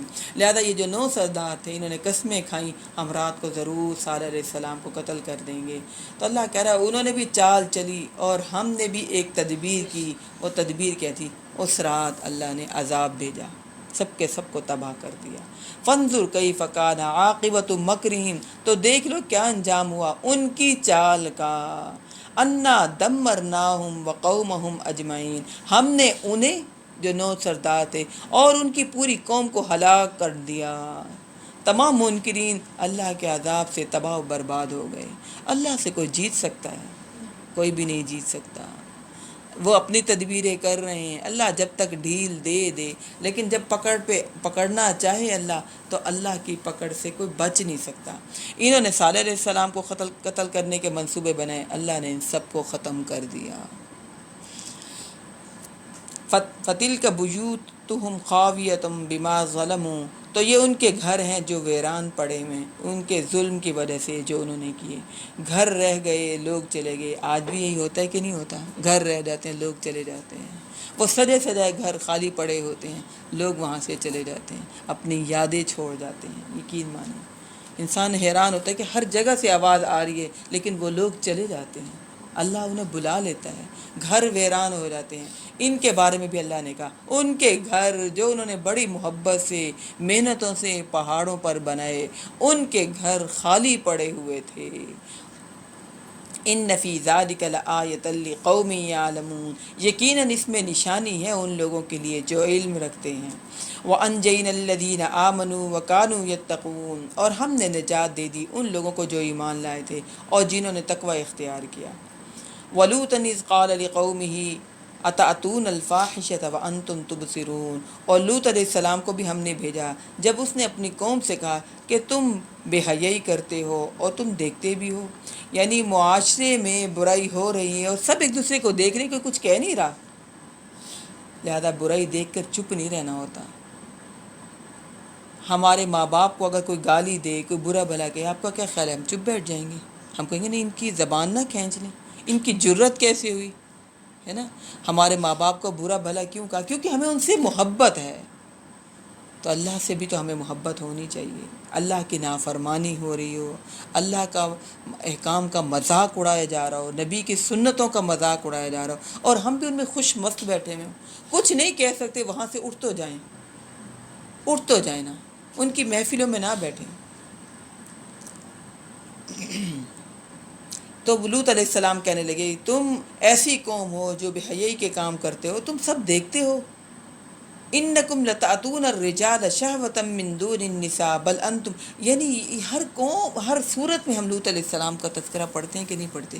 جیسے کہ موسیٰ علیہ السلام کہیں ڈیٹیل کے ساتھ آتا ہے، کہیں مختصر آتا ہے۔ اللہ کو فحاشی، عریانی، بے حیائی بہت بری لگتی ہے، بہت بری لگتی ہے، لہذا اللہ ہمیں مختلف مقامات پر مختلف انداز سے ڈراتے ہیں۔ انکم لتأتون الرجال، بے شک تم لوگ آتے ہو مردوں کے پاس، عورتوں کے علاوہ اپنی شہوت پوری کرنے کے لیے، بل انتم قوم تجہلون، تم تو بڑے جاہل قوم ہو۔ بہت سے لوگ اب کہتے ہیں نا شادی کرنے کی کیا ضرورت ہے نا، اندر کھاتے سب برائی کے کام چل رہے ہوتے ہیں، دوستیاں چل رہی ہیں، مردوں کے ساتھ مردوں کی دوستیاں، عورتوں کی دوستیاں عورتوں کے ساتھ، اور وہ کہتے ہیں ہمیں شادی کی کوئی ضرورت نہیں۔ کیا یہ جھنجھٹ ہے؟ ہمیں کیا پڑی ہے کسی کی کوئی ذمہ داری اٹھائیں؟ النکاح نصف الایمان، آدھا ایمان کہا، ذمہ داری اٹھائیں، معاشرے سے برائی ختم ہو۔ اگر سب اس طرح انکار کرنے لگ جائیں گے کہ جھنجھٹ ہے، بوجھ ہے، کیا ذمہ داری اٹھائیں، کیا پابند ہو جائے، انسان بند جاتا ہے، معاشرے سے برائیاں ختم نہیں ہوگی، کیونکہ نکاح فطرت کے مطابق ہے، اللہ نے فطرت میں رکھا ہے۔ تو لہٰذا انسان جب اپنی فطرت سے ہٹتا ہے تو پھر کیا کرتا ہے؟ الٹی پلٹی چیزیں کھاتا ہے۔ جب کھانا ٹیبل پہ سجا ہوا ہو اور انسان ڈھنگ کا کھانا نہ کھائے تو پھر انسان الٹی پلٹی جب چیزیں کھاتا ہے تو اس سے کیا ہوتا ہے؟ پیٹ خراب ہوتا ہے۔ لہذا جب انسان فطرت کے مطابق نکاح نہیں کرتا تو پھر گندے تصویریں، گندے لوگوں کے ساتھ تعلقات، مردوں کے ساتھ، عورتوں کے ساتھ گندی باتیں، گندے مذاق پھر انسان کرتا ہے۔ لہذا نکاح جو ہے انسان کو اندر سے برائیاں، یعنی آنکھوں میں حیا آ جاتی ہے، چاہے مرد ہو یا چاہے عورت ہو۔ فما کان جواب قومہ، تو نہیں تھا اس کی قوم کا جواب مگر انہوں نے یہ کہا، الا ان قالوا اخرجوا آل لوط من قریتکم، تو انہوں نے کہا نکال باہر کرو لوط علیہ السلام کے گھر والوں کو، انہم اناس یتطہرون، یہ لوگ تو بڑے پاک باز بنتے ہیں، نکالو انہی کو نکالو، بڑے بولتے ہیں، یہ بڑا ٹوکتے ہیں ہمیں۔ فانجیناہ واہلہ الا امرأتہ قدرناها من الغابرین، تو ہم نے نجات دے دی اس کو اور اس کے گھر والوں کو سوائے اس کی بیوی کے، قدرناها من الغابرین، جس کے بارے میں ہم نے طے کر رکھا تھا کہ وہ پیچھے رہنے والوں میں سے ہوگی۔ یقین مانے آج بھی خواتین جب بند سور کے باہر نکلتی ہیں اپنے آپ کو کور کیے بغیر، ان کو پتہ نہیں چلتا کتنے گھر اجڑتے ہیں، کتنے مردوں کو وہ اٹریکٹ کرتی ہیں وہ عورتیں جو بند سور کے نکلتی ہیں، اور زیادہ عمر ہوتی ہے اتنا بند سور کے نکلتے ہیں ایسے لگتا ہے کم عمر ہیں، اپنی ان کی عمریں کم ہو جاتی ہیں، ٹائٹس پہنے ہوئے، بال کٹے ہوئے، فل میک اپ کی، وہ لگتی نہیں 50-60 سال کی ہیں، اور مرد پاگل دیوانے ہو جاتے ہیں۔ وہ جو ایک رائٹر ہے خلیل الرحمان، اللہ پتہ نہیں کیا سماسا لگایا ہوا اس نے، اس کی وجہ سے ویسے لوگوں نے اس کو مشہور کر ہاں دیا۔ سٹوری اس کی تھوڑی ڈفرینٹ ہے اندر سے نا، اللہ ہم سب کو ہدایت دے، نہیں لیکن ہونی چاہیے۔ ہاں وہ ہے لیکن تھوڑی ڈفرینٹ ڈیٹیل میں ہے۔ یہ سوسائٹی میں بہت کچھ ہوتا ہے لیکن میں آپ کو جو بتاؤں، ہمیں اصل باتوں کا پتہ ہی نہیں ہوتا، پتہ نہیں کیا کیا کچھ ہوگا۔ لیکن میں آپ کو بتاؤں، میں نا یہ دیکھتی ہوں کسی بھی مال میں چلے جائیں کہ عورتیں جب اپنی اتنی بڑی عمریں ہوتی ہیں، کٹے ہوئے بال، میک اپ کیا ہوا، اسمارٹ ہوئی ہوئی، جم جا رہی ہیں، اور اس کے علاوہ فٹنگ والے کپڑے پہنے ہوئے، انہیں نہیں پتہ مرد انہیں کن نظروں سے دیکھ رہے ہیں، اور پھر گھر جانے کے بعد انہیں اپنی بیویاں اچھی نہیں لگتی، یقین مانے لفٹ ہی نہیں کراتے اپنی بیویوں کو، کہتے تمہارا کام بچے پالنا ہے، بچے پالو، گھر سنبھالنا ہے، گھر سنبھالو، بالکل ایسا نہیں آتا ان کی آنکھوں میں حیا۔ قصور کن کا؟ عورتوں کا ہے۔ مرد کی تو نظر ایسی ہے، اس کی تو فطرت ایسی ہے۔ اب عورت کی نیت اچھی ہے، اس کو نہیں پتا، وہ کہتی، وہ سمجھتی ہے بھائی بند سور کے بازار نہ جاؤں، میرا دل نہیں ہے، اسے نہیں پتا چلا کہ مرد دیکھ رہے ہیں، اور مرد دیکھنے کے بعد کتنی عورتوں کو حسین نظروں کو کن کن نظروں سے وہ دیکھتے ہیں اور اپنے گھر اجاڑ کے بیٹھے ہوتے ہیں، نہیں دل لگتا ان کا اپنی بیویوں کے ساتھ، کیونکہ اپنے گھر میں تو بیویاں کام کاج، بچے، ذمہ داریاں، گھر سنبھالنے میں لگی ہوئی ہیں، ہے نا، ان کو وہ عورتیں اٹریکٹ کرنا شروع ہو جاتی ہیں، اگرچہ ان عورتوں کی نیت اچھی کیوں نہ ہو، ان کی نیتیں خراب نہیں ہوتی، لیکن یقین مانے کتنے گھر اجڑ جاتے ہیں، تباہ ہو جاتے ہیں گھر۔ اس میں قصوروار عورتیں نہیں، عورتیں ہیں، یہی تو کہہ رہی ہوں بھائی، آپ کا کام بند سنور کے عورتوں میں بیٹھو، مردوں میں کیا کام ہے؟ جب عورت دلہن بنتی ہے، کس کے لیے دلہن بنتی ہے؟ ایک مرد کے لیے بنتی ہے نا، اس کا مطلب یہ کہ مرد کو اچھی لگتی ہے جب وہ بنتی سنورتی ہے، جب وہ بنتی سنورتی ہے، شادی والے دن 2 لاکھ کا جوڑا پہنے، 1 लाख کا میک اپ کروائے, ٹھیک ہے نا, اس کے بعد تو وہ اسے ہوش ہی نہیں ہوتا. وہ 2 دن کے چوچلے ہوتے ہیں, مہنگا جوڑا, مہنگا فنکشن, مہنگے پوز, فوٹوگرافر, سب کچھ ہے. اس کے بعد مرد کے پاس تو بہت سے مواقع ہیں. وہ کون مواقع دے رہے ہیں؟ وہ اور عورتیں دے رہی ہیں. وہ عورت تو بیچاری بچے پالنے میں لگ گئی, گھر سنبھالنے میں لگ گئی, خاوند کے اطاعت میں لگ گئی, کھانا تیار کرنا ہے اس نے, وہ کچن سنبھالنے میں لگ گئی, اسے ہوش ہی نہیں. ہاں جب اس نے جانا ہے کہیں تب اس نے تیار ہو کر جانا ہے. اسے نہیں پتہ مرد گھر آ رہا ہے وہ تیار ہو, اسے تو ہوش ہی نہیں رہتا. اور مرد کیسے کیسے مناظر باہر سے دیکھ کر آتا ہے. پھر مرد خود کو ڈیفینڈ کرتا ہے کہ میرا بھی حق ہے کہ اتنی خوبصورت صاف ستھری عورتیں جیسے باہر ہوتی ہیں ہاں اسے گھر میں ملے. بالکل, تم تو ہو ہی نہیں ویسی ہو ہی, میں کیا کروں. یہی تو کہہ رہی ہوں نا. اور مجھے اس طرح کی ادائیں اور ہاں اس طرح یہ کی وہ گندی گندی نہیں, کچھ لوگ ایسے بھی ہوتے ہیں, مطلب اللہ معاف کرے, وہ کہتے ہیں ہمیں اس طرح کی جیسے یہ غلط عورتوں کی عادات ہوتی ہیں, اس طرح کی عادات نہیں. میں آپ کو بچوں میں رہ کے اتنا وہ ہو گئی ہیں کہ ان کی ساری چیز ختم ہو گئی ہے. میں آپ کو بتاؤں غلط عورتیں بھی نہ, نہیں نہیں نہیں نہیں نہیں, میں آپ کو بتاؤں غلط نہیں, آپ کو بتاؤں بنگ سنور کے بالوں کو یوں کر رہی ہیں, ہنس ہنس کے بات کر, گھر میں تو کبھی مرد سے ایسے بات ہی نہ کریں, باہر یہ سب کر رہی ہوتی ہیں اور انہیں پتہ نہیں چلتا ہم کتنا بڑا گناہ کر رہی ہیں. کتنا وہ تو اپنے پود دکھانے میں, اور شیطان بھی کہتا ہے بڑی اچھی لگ رہی ہے, اور وہ بھی ہنس کے بات کر رہا ہے, وہ بھی ہنس کے بات کر رہا ہے. ایک چھوٹی سی بات بتاؤں, ہمارے کوئی مطلب ریلیٹیو ہیں, تھوڑی سی ذرا ہائی سوسائٹی کی بات آپ کو بتانے لگی تھی. وہ کہتے ہیں کہ جو پارٹیز ہوتی ہیں نا, جہاں پہ یہ جو سارے مرد عورتیں یہ سارے اکٹھے ہوتے ہیں اور بڑی پارٹیز ہوتی ہیں, آپ کو پتہ ہے وہاں پہ مطلب بہت کچھ ہوتا ہے. اس کے علاوہ جو اب جو کچھ ہو رہا ہے, وہ کہتے ہیں کہ ہم بھی ایسے کسی پارٹی میں گئے تو وہاں پہ جو لوگ ہیں نا وہ ایک دوسرے کا نا بلڈ پیتے ہیں, بلڈ پینا شروع ہو گئے, ایک دوسرے کا نکالتے ہیں وہ کٹھے, پھر وہ سارے پیتے ہیں. دیکھیے نا, شیطانی کام جو آپ بتا رہے ہیں نا وہ والا شروع ہو گیا. تو کہتے ہیں کہ ہم اتنے خوف زدہ ہوئے نا, وہاں پہ نا خوف آتا ہے اس محفلوں میں نا, کہ درندے بن گئے یہ. نہیں وہ مطلب شیطان کے پیروکار بن رہے ہیں نا, اور لوگوں کو جیسے جیسے محفلوں میں آتے لوگوں کو بنا رہے ہیں, شیطان کے پیروکار بنا رہے ہیں. یہ جو دجال کے ساتھی سیٹنسٹ, وہی نا وہی انہی کی بات کر رہے ہیں, لومیناٹیز جو ہے. کہتے ہیں کہ وہ پاکستان میں, یہاں لاہور میں پاکستان میں وہ اب وہ سارا آ رہا ہے ٹرینڈ, اور وہ کہتے ہیں ہمیں تو اتنا ڈر لگا نا کہ یہ خون پی رہے ہیں, مطلب خوف زدہ ہو کے اب تو نکل ہے دوبارہ. ہم تو ایسی کبھی پارٹیز میں گئے, کوئی کمیونٹی ہے نا, وہ ساری جگہوں پہ نہیں, وہ اب پہلے ہوتے تھے چھپے ہوئے, اب وہ ساری جگہوں پہ نا پھیلنا شروع ہو گیا. اب سارے وہ اس کے بدلے لوگوں کو دولت دیتے ہیں, ظاہری بات. اور پھر یہ کام تو پیچھے بھی کہتے لگ جاتے ہیں اگر وہ آپ کو اپنے ساتھ ملا لیں. تو وہی ہوا نا کہ مطلب وہ آپ کے قبضے میں کر لیتے ہیں. تو اس جگہوں پہ جانا ہی دیکھیں نہیں. اسلام تو نکل جاؤ. نہیں, میں آپ کو بتاؤں اسلام نے ہر برائی کا راستہ بند کیا ہے, ہر برائی کا راستہ بند کیا. مخلوط محفلیں اسلام نے پسند نہیں کی, اسی لیے نہیں کی. شیطان کچھ بھی کروا دیتا ہے نا.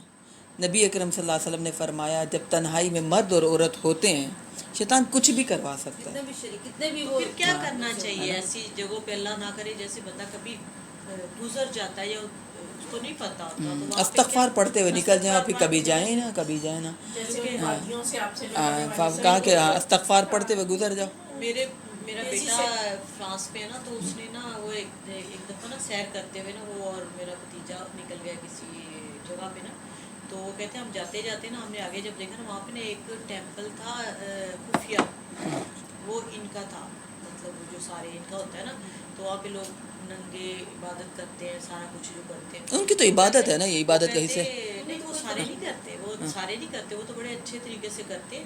جو شیطان کے ہوتے ہیں نا جو اچھا وہ صرف کرتے ہیں, اور انہوں نے وہاں پہ بھی چھپ کے بناتے ہیں, وہاں پہ بھی سرے عام نہیں ہے. اچھا تو کہتے ہیں وہ چھپ کے بنا ہوا, تو ہم وہاں سے گزرے نا, تو ہم نے کہا ہم دیکھتے ہیں. جب ہم گئے تو وہاں پہ بڑے بڑے بت اور پتہ نہیں کیا کیا کچھ, اور کہتے ہیں اتنا خوفناک کہ ہم اندر نہیں جا سکے. ہم نے باہر دیکھا اور ہمیں اتنا خوف آیا نا, اور وہ اس نے کہتا ہے کہ یہ تو لومیناٹیز کا ہے, وہ تو ہم ادھر سے نکلے. ایسا نہ ہو کہ ان پہ جادو بھی تو ہوتا ہے نا جگہوں پہ. اللہ نے بچا دیا, اللہ نے بچا دیا. اتنا بڑا تھا اور انہوں نے نا ہائڈ کیا ہوا تھا, اور بہت لوگ جا رہے تھے. اللہ اپنے فرق نہیں پڑتا نا, نہیں وہاں پہ بھی چھپ کے کرتے ہیں. وہاں جو عیسائی ہیں وہ عیسائی ہیں. دیکھیے نا, ہم نہیں ہوتا یہ ہے. نہیں میں آپ کو بتاؤں, عیسائیوں میں بھی بہت ساری ہوا نہیں ہے میں آپ کو بتاؤں، جیسے ہمارے یہاں کچھ مسلمان بہت عبادت گزار ہوتے ہیں، نیک ہوتے ہیں، اور کچھ جو ہوتے ہیں تو وہ بھی مسلمان لیکن ہر گناہ کا کام کر لیتے ہیں، ایسے ان میں بھی ہوتا ہے۔ کچھ گمراہ ہو گئے ہیں تو وہ چھپ کے کر رہے ہیں گمراہی کے کام نا، شیطان نے ان کو کر دیا گمراہی میں لے کر آگے چلا گیا۔ یہی چیزیں اور یہ جو شیطان کا مذہب ہے نا، یہ لوگ میرا خیال ہے یہ کہتے ہیں کہ وہ اتنا بھی غلط نہیں ہے، اس کو مان لینا چاہیے، اس کے راستے پہ چلنا چاہیے، اس کو وہ انگریز ملک کنٹری میں شاید لیگل کیا ہوا تو کرنا چاہے تو کرے، تو اس لیے وہ یہ الٹی نہیں یہی تو میں آپ کو بتا رہی ہوں کہ وہاں پہ بھی پرمیشن نہیں ہے، پرمیشن وہاں پہ یہ جو مذہب ہے نا یہ اس کو غلط سمجھا جاتا ہے، جیسے ہم لوگوں میں سمجھا جاتا ہے نا ایسے ان کو بھی سمجھا جاتا ہے، وہ سرے عام نہیں ہے، وہ وہاں پہ بھی چھپ کے ہوتی ہیں یہ پارٹیز، یہ سارا کچھ پھر چھپ کے وہ دعوت دیتے ہوں گے، چھپ کے یہ سب کام ہوتا ہوگا۔ سرے عام نہیں، بہرحال گرجوں وغیرہ میں نہیں جانے دیتے ایسے لوگوں کو، اسلام نے فرنگی فرونگی جیسے پتہ نہیں کیا کچھ نیا اسلام نے نا ان سب راستوں کو نا بند کیا ہے۔ کیوں بند کیا؟ کہ عورت کو کور کیا اور کہا کہ کسی بھی مرد کے ساتھ محرم کے بغیر تمہارا کام ہی نہیں ہے، کھل کے آؤ، بند سنور کے آؤ، ہنس کے بات کرو، تمہارا کام ہی نہیں ابھی ہے۔ عمرے پہ پابندی تھی، میں اب یہ ہے کہ جاؤ کر لو جا کے، ہاں تو آہستہ آہستہ پتہ نہیں کس جگہ کہاں جا رہے ہیں۔ اچھا ہوا ہے وہ آدمی تو کئی بیویوں کو لے کے نہیں لیکن میں آپ کو بتاؤں کہ جو محرم کے ساتھ جانے کی بات ہے نا، وہاں سب سے زیادہ ضرورت پڑتی ہے، میں نے خود ایکسپیرینس کیا ہاں ہے، سب سے زیادہ ضرورت پڑتی ہے۔ اور میں آپ کو بتاؤں میاں بیوی کی سب سے زیادہ وہاں پر دوستی بھی بہت مضبوط ہوتی ہے، یقین مانے اتنا تو یہاں ٹائم ہی نہیں ملتا۔ کئی لوگوں کی کہتے ہیں لڑائیاں بھی بڑی ہاں یہ میں آپ کو بتاؤں میاں بیوی کی لڑائی بھی سب سے زیادہ وہاں پر ہوتی ہے، لڑائی ہوتی ہے، بہت زیادہ لڑائی ہوتی ہے۔ جتنے مشقت میں ہوں گے ہاں آپ کو اتنا غصہ آئے گا تو کہتے ہیں ہاں اس کو تو پکڑنا نہیں شروع میں ہوتی ہے، ہاں نہیں یہ سب کام شروع میں ہوتا ہے کیونکہ مینج نہیں کر پا رہے ہوتے ہیں نا، سب کچھ نیا نیا ہوتا ہے اور اتنا رش ہوتا ہے، گھبراہٹ ہوتی ہے، لڑائی بھی ضرور ہوتی ہے، اور میاں بیوی تعلق ان کا مضبوط بھی بہت ہوتا ہے۔ مینجمنٹ کا بھی ہوتا ہے نا کہ وہ اتنی دیر ہاں بیٹھی رہی ہو، کیوں بیٹھی رہی ہو، یہی تو ہوتا ہے، ہاں یہی ہوتا ہے، ہاں یہی ہوتا ہے۔ اصل بات ہوتی ہے، مین وجہ ہوتی ہے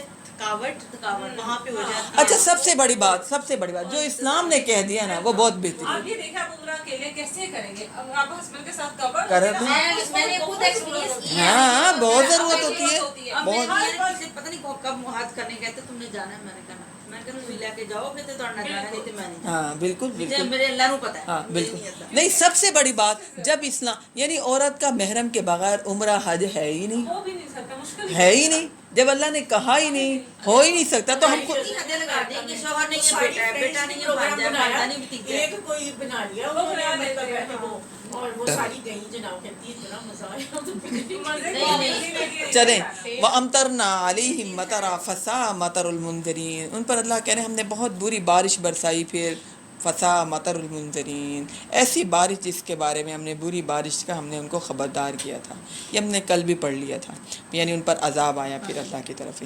قُلِ الْحَمْدُ لِلَّهِ وَسَلَامٌ عَلَىٰ عِبَادِهِ الَّذِينَ اصْطَفَىٰ، اے نبی اکرم صلی اللہ علیہ وسلم آپ کہہ دیجئے کل کے کل شکر تمام تعریف اللہ کے لیے ہے، اور سلام ہو اس کے ان بندوں پر جن کو اس نے چن لیا، جن کو اس نے چنا، نیک بنایا ان کو۔ عبادت کا حق کس کے پاس ہے؟ صرف اور صرف اللہ کے پاس ہے۔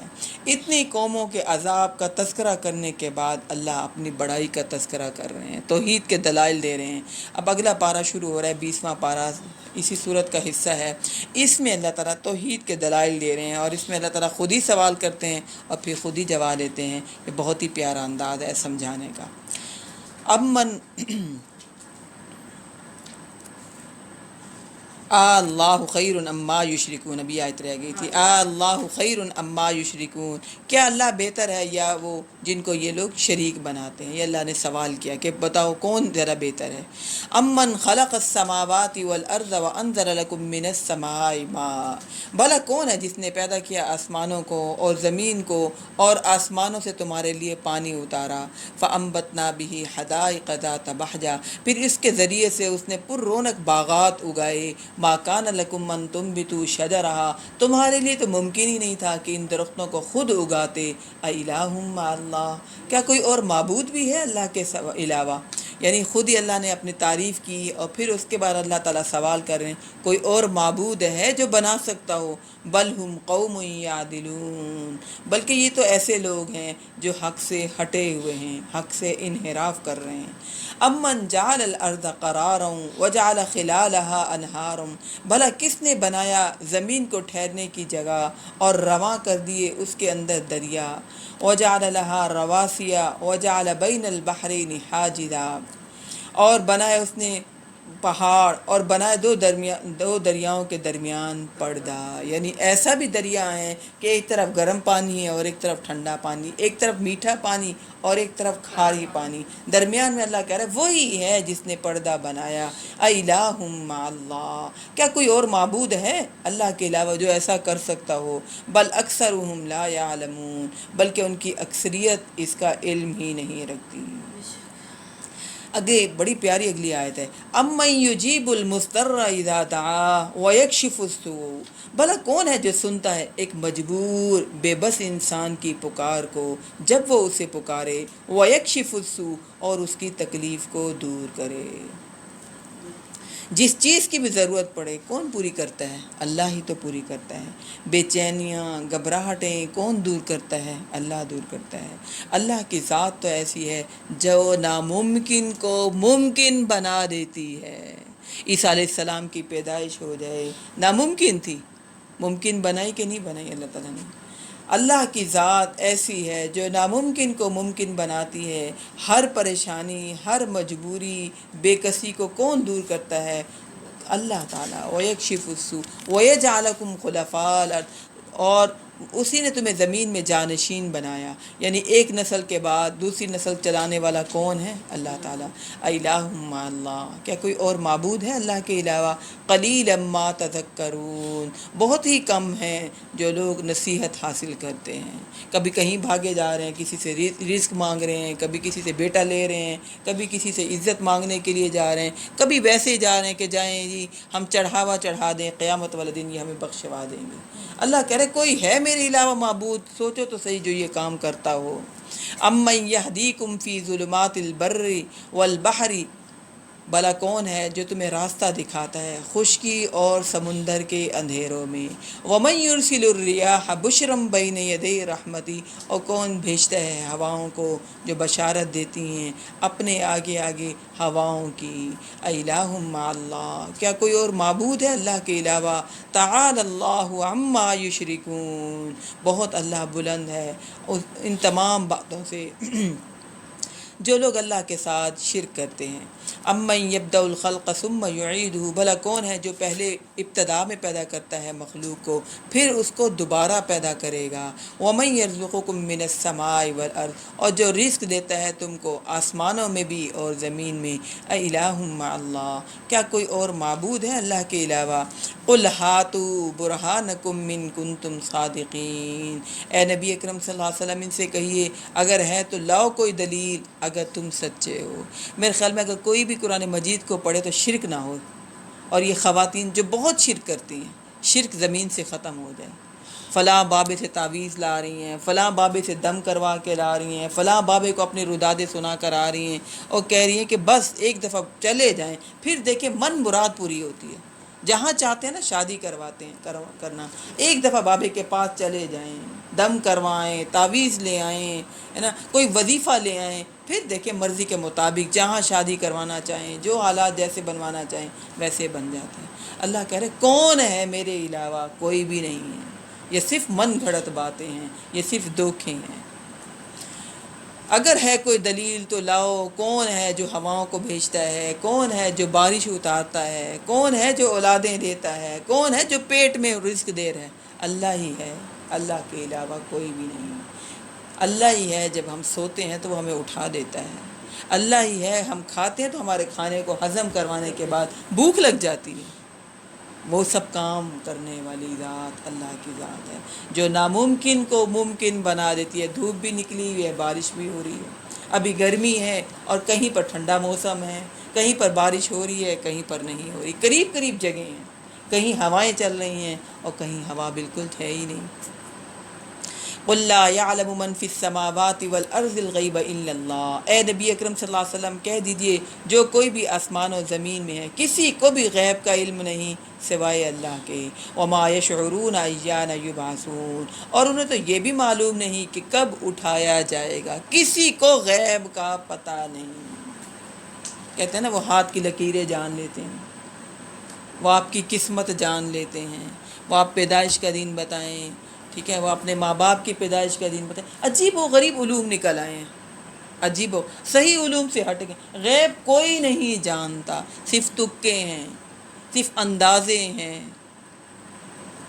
لوگوں کی تحقیق کر کر کے کچھ نہ کچھ اندازوں سے بتانا ہے بس، باقی اللہ کہہ رہا ہے غیب میرے علاوہ کوئی نہیں جانتا۔ وہ بتاتے ہیں آپ کے اتنے بچے ہوں گے، آپ کی شادی اسی سال ہوگی، اس سال آپ کا رزق بڑھے گا، ان سالوں میں آپ پر بڑے مشکل ہے نا۔ وہ آتا تھا آپ کا ہفتہ کیسے گزرے گا جی، نبی اکرم صلی اللہ علیہ وسلم نے فرمایا جس نے کسی کو ہاتھ بھی دکھایا 40 دن تک اس کی نہ نماز قبول ہوتی ہے نہ دعا قبول ہوتی ہے۔ یعنی ایک عام سی بات ہے، ہفتہ کیسے گزرے گا، آپ کے ستارے گردش میں ہیں، آپ کا جو ہے کس ستارے کے ساتھ آپ کا تعلق ہے، یہ سب علوم خود بنائے ہوئے ہیں، اور یہ سب علوم جھوٹے ہیں، تکے ہیں، اندازے ہیں۔ اصل غیب کس کے پاس ہے؟ اللہ کے پاس۔ اللہ کہہ رہے ہیں میرے علاوہ کسی کو علم ہے نہیں۔ وما یشعرون ایان یبعثون، انہیں تو اپنا نہیں پتہ کہ کب اٹھائے جائیں گے، کب موت کا وقت آ جائے گا، کہاں کہ دوسروں کی خبریں بتائیں۔ بل ادارک علمہم فی الآخرہ، بلکہ ختم ہو گیا ان کے پاس آخرت کے بارے میں علم، یا کہ آخرت کے سمجھ ہی نہیں رہے۔ بل ہم فی شک منہا، بلکہ یہ اس کے بارے میں شک میں مبتلا ہیں۔ بل ہم منہا عمون، حقیقت یہ ہے کہ وہ اس سے غافل ہوئے ہیں، اس کے بارے میں اندھے ہوئے ہیں۔ وقال الذین کفروا اذا کنا ترابا، اور یہ کافر کہتے ہیں کیا جب ہم اور ہمارے آباء و اجداد مٹی ہو جائیں گے تو کیا ہم پھر نکال لیے جائیں گے؟ لقد وعدنا هذا نحن وآباؤنا من قبل، یہی وعدہ ہم سے بھی کیا گیا اور ہم سے پہلے آباء و اجداد سے بھی کیا گیا تھا۔ ان ھذا الا اساطیر الاولین، یہ کچھ نہیں مگر یہ باتیں ہی ہیں، قصے کہانیاں ہی ہیں پہلے لوگوں کی اور اب کے لوگوں کی بھی، حقیقت اس میں کچھ بھی نہیں ہے۔ اے نبی اکرم صلی اللہ علیہ وسلم ان سے کہیے قل سیروا فی الارض فانظروا کیف کان عاقبۃ المجرمین، ذرا گھومو زمین میں اور دیکھ لو کیسا انجام ہوا مجرم قوموں کا۔ یہ ہے سیر کا مقصد، جو کہتے ہیں نا، اللہ کہتا ہے قل سیروا، سیر کرو، اللہ کہتا ہے سیر کرو، عبرت حاصل کرو، میرے قریب آؤ، مجھ سے دور نہ ہو، میرے نظارے کرو، غور و فکر کرو، دیکھو میری کائنات کیسی ہے، میں کیسی ذات ہوں، میں کتنی شان والا ہوں، میں کتنی قدرت والا ہوں۔ وَلَا تَحْزَنْ عَلَيْهِمْ وَلَا تَكُنْ فِي ضَيْقٍ مِّمَّا يَمْكُرُونَ۔ آپ کو پتہ ہے نا یہ مکی صورت ہے، مکی صورت میں مکہ کا جو ہے، مکے کے جتنے بھی لوگ تھے، ویسے بھی مکہ کے لوگ آپ لوگوں نے دیکھا ہوگا سخت مزاج ہیں، مدینہ کے لوگ ایسے سخت مزاج نہیں ہیں، وہ نرم مزاج ہیں۔ مکہ کے لوگوں میں بڑی سختی ہے، طرز تو انہیں آتا ہی نہیں ہے، ماحول کا بھی اسی طرح بہت بہت، یعنی ماحول کا، ان کے مزاج ایسے ہیں، سخت ہیں۔ کہتے ہیں کہ وہ ایک پہاڑی علاقہ ہے، پہاڑ کو کاٹ کے بنایا ہوا جی، ہے، تو وہ اس چیز سے بھی فرق پڑتا ہے کہ وہ ہم جہاں سخت ہیں رہتے وہاں کے لوگ، ہمارا ہاں، مزاج ہے۔ دوسری بات یہ کہ ابھی تو دین نے ان کو بہت کنٹرول کر لیا، کنٹرول کے، لیکن سختی ابھی بھی ان کے اندر ہے۔ ابھی دین نے ان کو اندر سے اور پکڑ لیا۔ مدینہ کے لوگ اتنے نرم لگتے ہیں، نرم ہیں حقیقت میں، تحمل مزاج ہیں، محبت کرنے والے ہوتے ہیں نا۔ دل نہ لگے۔ تو یہ مکی صورت ہے، نبی اکرم صلی اللہ علیہ وسلم کے ساتھ ان کا شدید مخالفت والا انداز۔ ولا تحزن علیہم، اے نبی اکرم صلی اللہ علیہ وسلم آپ ان پر رنجیدہ نہ ہوں، آپ ان پر غمگین نہ ہوں۔ یہ نہیں کہا آپ غصہ نہ کریں، ہم تو غصہ کرتے ہیں نا، رنجیدہ نہ ہوں، آپ اپنا دل نہ دکھائیں، کیونکہ آپ دل دکھاتے تھے، آپ تکلیف میں ہوتے تھے، یہ ایمان کیوں نہیں لا رہے، یہ سنتے کیوں نہیں، جیسے کہ ہمارا دل دکھتا ہے کہ کیوں نہیں رہی کلاس میں، آئیں، کیوں مس کر دیا آج کا دن، اتنا اہم سبق کیوں مس کر دیا۔ نبی اکرم صلی اللہ علیہ وسلم کا بھی دل دکھتا تھا، یہ کہا آپ غمگین نہ ہوں، غصہ نہیں کہا آپ غصہ نہ کریں، کیونکہ آپ تو غصہ کرتے ہی نہیں تھے، آپ کا دل دکھتا تھا، آپ رنجیدہ ہوتے تھے، آپ پریشان ہوتے تھے۔ وَلَا تَكُنْ فِي ضَيْقٍ مِّمَّا يَمْكُرُونَ، اور یہ جو چالیں چل رہے ہیں ان پر آپ کا دل تنگ نہ ہو، یہ جو مکر کر رہے ہیں فضول کے عذر بہانے، ہے نا، دھوکہ دینے والی، یوں نہیں تو یوں، یہ نہیں تو یہ وجہ، آپ ایسا کر لیں تو پھر ہم مان لیں گے، ایسا نہیں تو ایسا، اتنی مشکل ہے، یہ ہے۔ نبی اکرم صلی اللہ علیہ وسلم سے کہا کہ یہ جو مکر کر رہے ہیں نا، آپ اس پر اپنا دل تنگ نہ کریں۔ وَيَقُولُونَ مَتَىٰ هَٰذَا الْوَعْدُ إِن كُنتُمْ صَادِقِينَ، اور وہ کہتے ہیں کہ یہ وعدہ کب پورا ہوگا اگر آپ سچے ہیں۔ قُلْ عَسَىٰ أَن يَكُونَ رَدِفَ لَكُم بَعْضَ الَّذِي تَسْتَعْجِلُونَ، اے نبی اکرم صلی اللہ علیہ وسلم آپ کہہ دیجئے کہ ہو سکتا ہے جس چیز کی تم جلدی مچا رہے ہو، ردف لکم، وہ قریب ہو تمہارے، بعض الذی تستعجلون، ہو سکتا ہے جس کے بارے میں تم جلدی کرے وہ قریب ہی ہو، آنے ہی والی ہو قیامت۔ وَإِنَّ رَبَّكَ لَذُو فَضْلٍ عَلَى النَّاسِ، اور یقیناً آپ کا رب بڑا فضل کرنے والا ہے لوگوں پر، وَلَٰكِنَّ أَكْثَرَهُمْ لَا يَشْكُرُونَ، لیکن اکثریت شکر نہیں کرتی۔ وَإِنَّ رَبَّكَ لَيَعْلَمُ مَا تُكِنُّ صُدُورُهُمْ وَمَا يُعْلِنُونَ، اور یقیناً آپ کا رب خوب جانتا ہے جو کچھ چھپاتے ہیں اور ان کے سینے، اور جو کچھ ظاہر کرتے ہیں۔ وَمَا مِنْ غَائِبَةٍ فِي السَّمَاءِ وَالْأَرْضِ إِلَّا فِي كِتَابٍ مُبِينٍ، اور نہیں ہے کوئی پوشیدہ چیز آسمان میں اور زمین میں مگر وہ ایک روشن کتاب میں موجود ہے، یعنی اللہ کے پاس ہر بات لوح محفوظ میں محفوظ ہو رہی ہے، محفوظ ہے اللہ کے پاس۔ ان ھذا القرآن یقص علی بنی اسرائیل اکثر الذی ہم فیہ یختلفون، یقیناً یہ قرآن کھول کر بیان کر رہا ہے بنی اسرائیل پر اکثر وہ باتیں جن میں وہ اختلاف کرتے ہیں۔ ہمارے ہاں بھی تو بہت ساری باتوں میں اختلاف ہوتا ہے نا، کوئی کیا بات کہہ رہا ہے، کوئی کیا بات کر رہا ہے، کوئی کیا بات کر رہا ہے، اور سب باتوں کو کلیئر کھولتا کون سی چیز ہے؟ قرآن مجید۔ اے نبی اکرم صلی اللہ علیہ وسلم، یہ قرآن بنی اسرائیل جو اختلاف کر رہے ہیں، من گھڑت روایات اللہ کی طرف منسوب کرتے ہیں، قرآن مجید ان سب باتوں کو کھول کر بیان کر دیتا ہے کہ یہ ساری باتیں جھوٹی ہیں، یہ ساری باتیں خود بنائی ہوئی ہیں۔ وَإِنَّهُ لَهُدًى وَرَحْمَةٌ لِّلْمُؤْمِنِينَ، اور یقیناً یہ قرآن ہدایت ہے اور رحمت ہے، کن کے لیے؟ اہل ایمان والوں کے لیے۔ تو قرآن مومن کے لیے ہدایت اور رحمت ہے، صرف برکت کے لیے نہیں ہے، قرآن ہدایت کے لیے ہے اور رحمت والی کتاب بھی ہے۔ ان ربک یقضی بینہم بحکمہ، یقیناً آپ کا رب فیصلہ کر دے گا ان کے درمیان اپنے حکم سے، وہو العزیز الحکیم، اور وہ بڑا زبردست سب کچھ جاننے والا ہے۔ فتوکل علی اللہ، اے نبی اکرم صلی اللہ علیہ وسلم آپ توکل کیجیے اللہ پر، یقیناً آپ ہی واضح حق پر ہیں۔ یعنی نبی اکرم صلی اللہ علیہ وسلم کا کتنا دل دکھتا ہوگا کہ آسمان سے آپ کے لیے تسلیاں آ رہی ہیں، آپ کو تسلیاں دی جا رہی، آپ اللہ پر بھروسہ کریں، آپ حق پر ہیں، آپ سچے ہیں، آپ جھوٹے نہیں ہیں، آپ شاعر مجنوں دیوانہ نہیں ہیں، آپ پاگل پنے والی باتیں نہیں کر رہے، آپ ان کے خیر خواہ ہیں، ان کو سمجھ نہیں آ رہی، آپ اللہ پر بھروسہ کیجئے۔ انک لا تسمع الموتى، بے شک آپ مردوں کو نہیں سنا سکتے، جو حق سننا نہیں چاہتا آپ کیسے انہیں سنائیں گے۔ ولا تسمع الصم الدعاء، اور نہ آپ بہروں کو اپنی پکار سنا سکتے ہیں جب وہ پیٹ پھیر کر چل پڑیں۔ آپ ٹھیک ہیں نبی اکرم صلی اللہ علیہ وسلم، آپ حق پر ہیں، یہ بہرے ہیں، یہ گنگے ہیں، یہ اندھے ہیں، آپ ان کو کیسے زبردستی راستہ دکھا سکتے ہیں؟ آپ انہیں راستہ نہیں دکھا سکتے۔ وما انت بہاد العمی عن ضلالتہم، اور نہ ہی آپ صلی اللہ علیہ وسلم اندھوں کو ان کی گمراہی سے پھیر کر انہیں سیدھے راستے پر لا سکتے ہیں۔ ان تسمع الا من یؤمن بآیاتنا فہم مسلمون، آپ نہیں سنا سکتے مگر صرف انہی کو جو ہماری آیات پر ایمان رکھتے ہوں اور وہ فرما بردار ہونا چاہتے ہوں۔ ضدی اور سرکش انسان ہمیشہ ایمان سے محروم رہے گا۔ اے نبی اکرم صلی اللہ علیہ وسلم آپ کا کوئی قصور نہیں، آپ دعوت و تبلیغ صحیح دے رہے ہیں، یہ ضدی ہیں، ان کی نیتیں صحیح نہیں، یہ حق کو قبول نہیں کرنا چاہتے، ورنہ قرآن تو سچا ہے، سب کے لیے ہے، ایک ہی میسیج ہے۔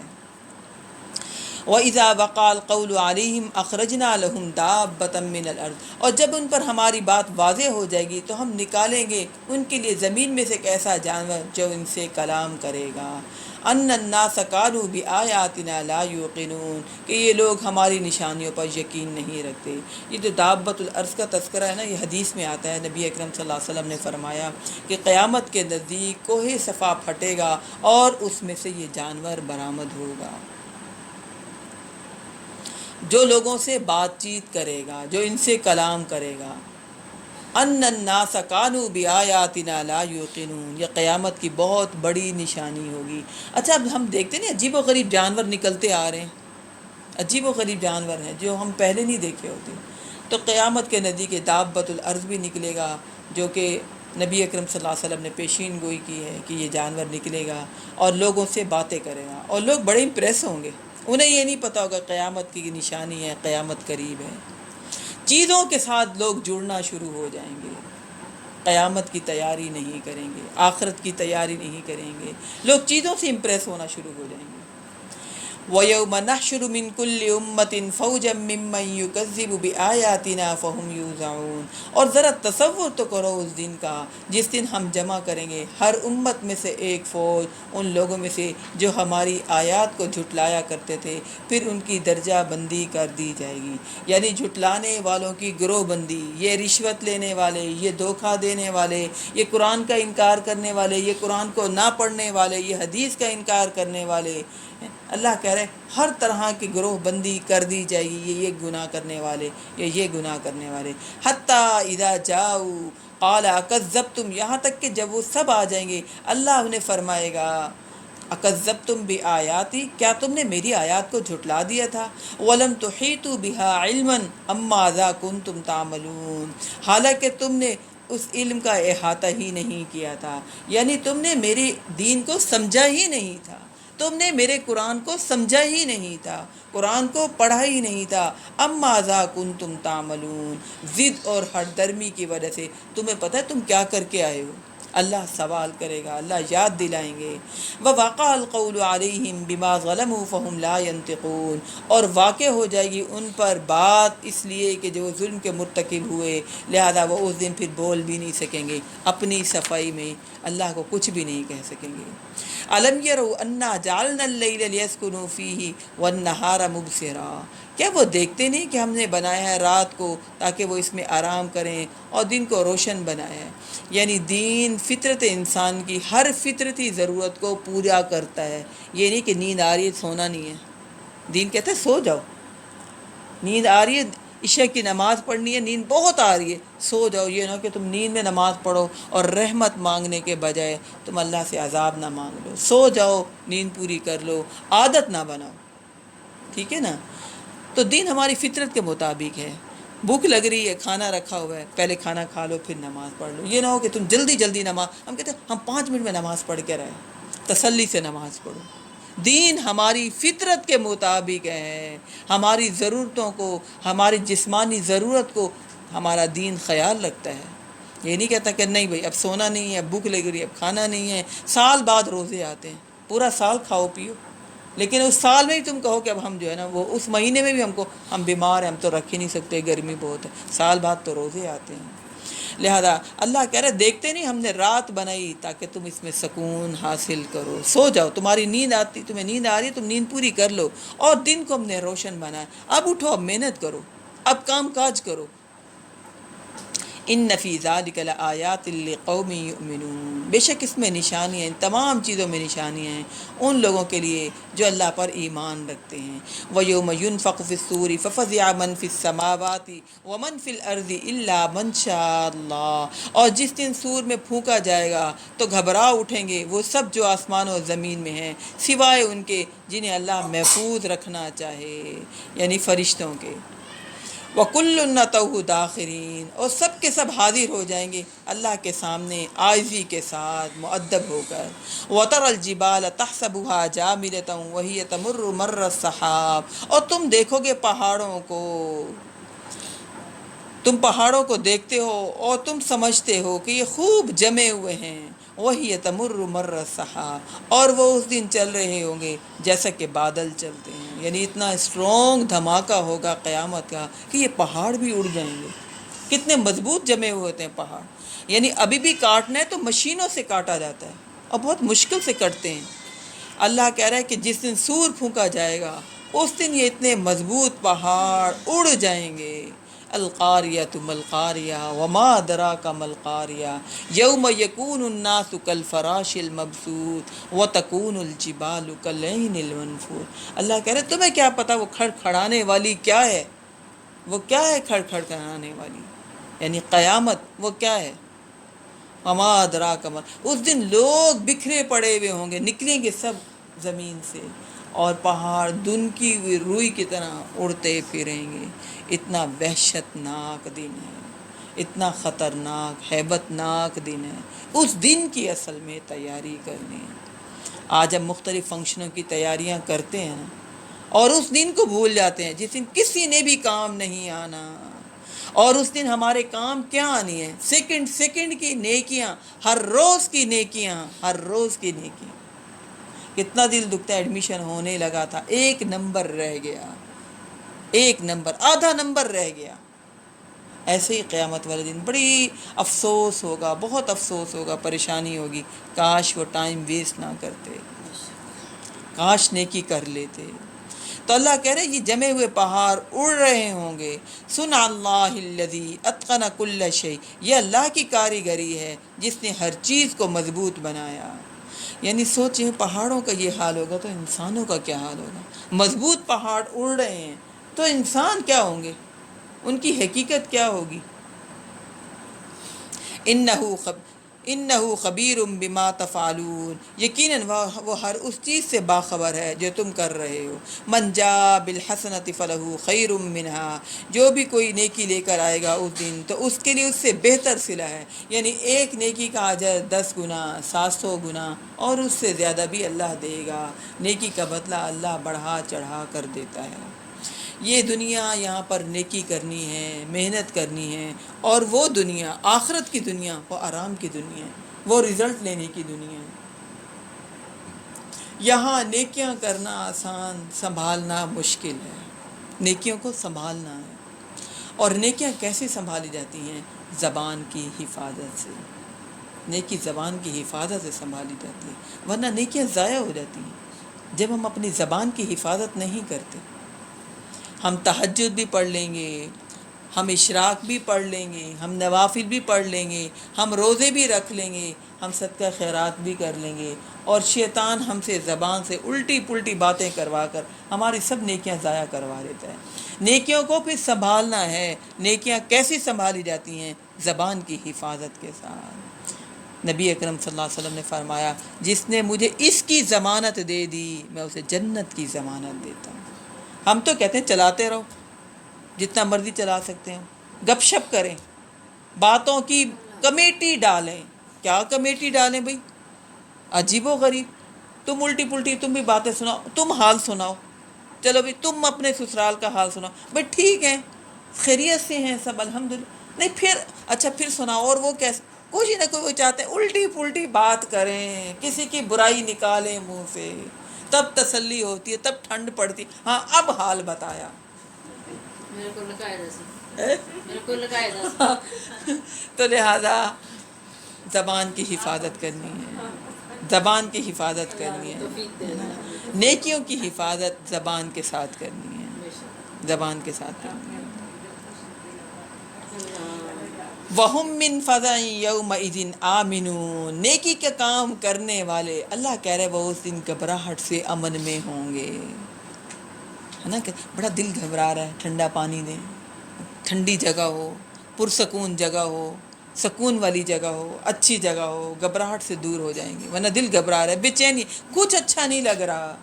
اللہ کہہ رہے مومن لوگ قیامت والے دن گھبراہٹ سے امن میں ہوں گے، کچھ کر کے آئے ہوں گے، اپنے آپ کو کھپا کر آئے ہوں گے، اللہ سے ان کی دوستی ہوگی۔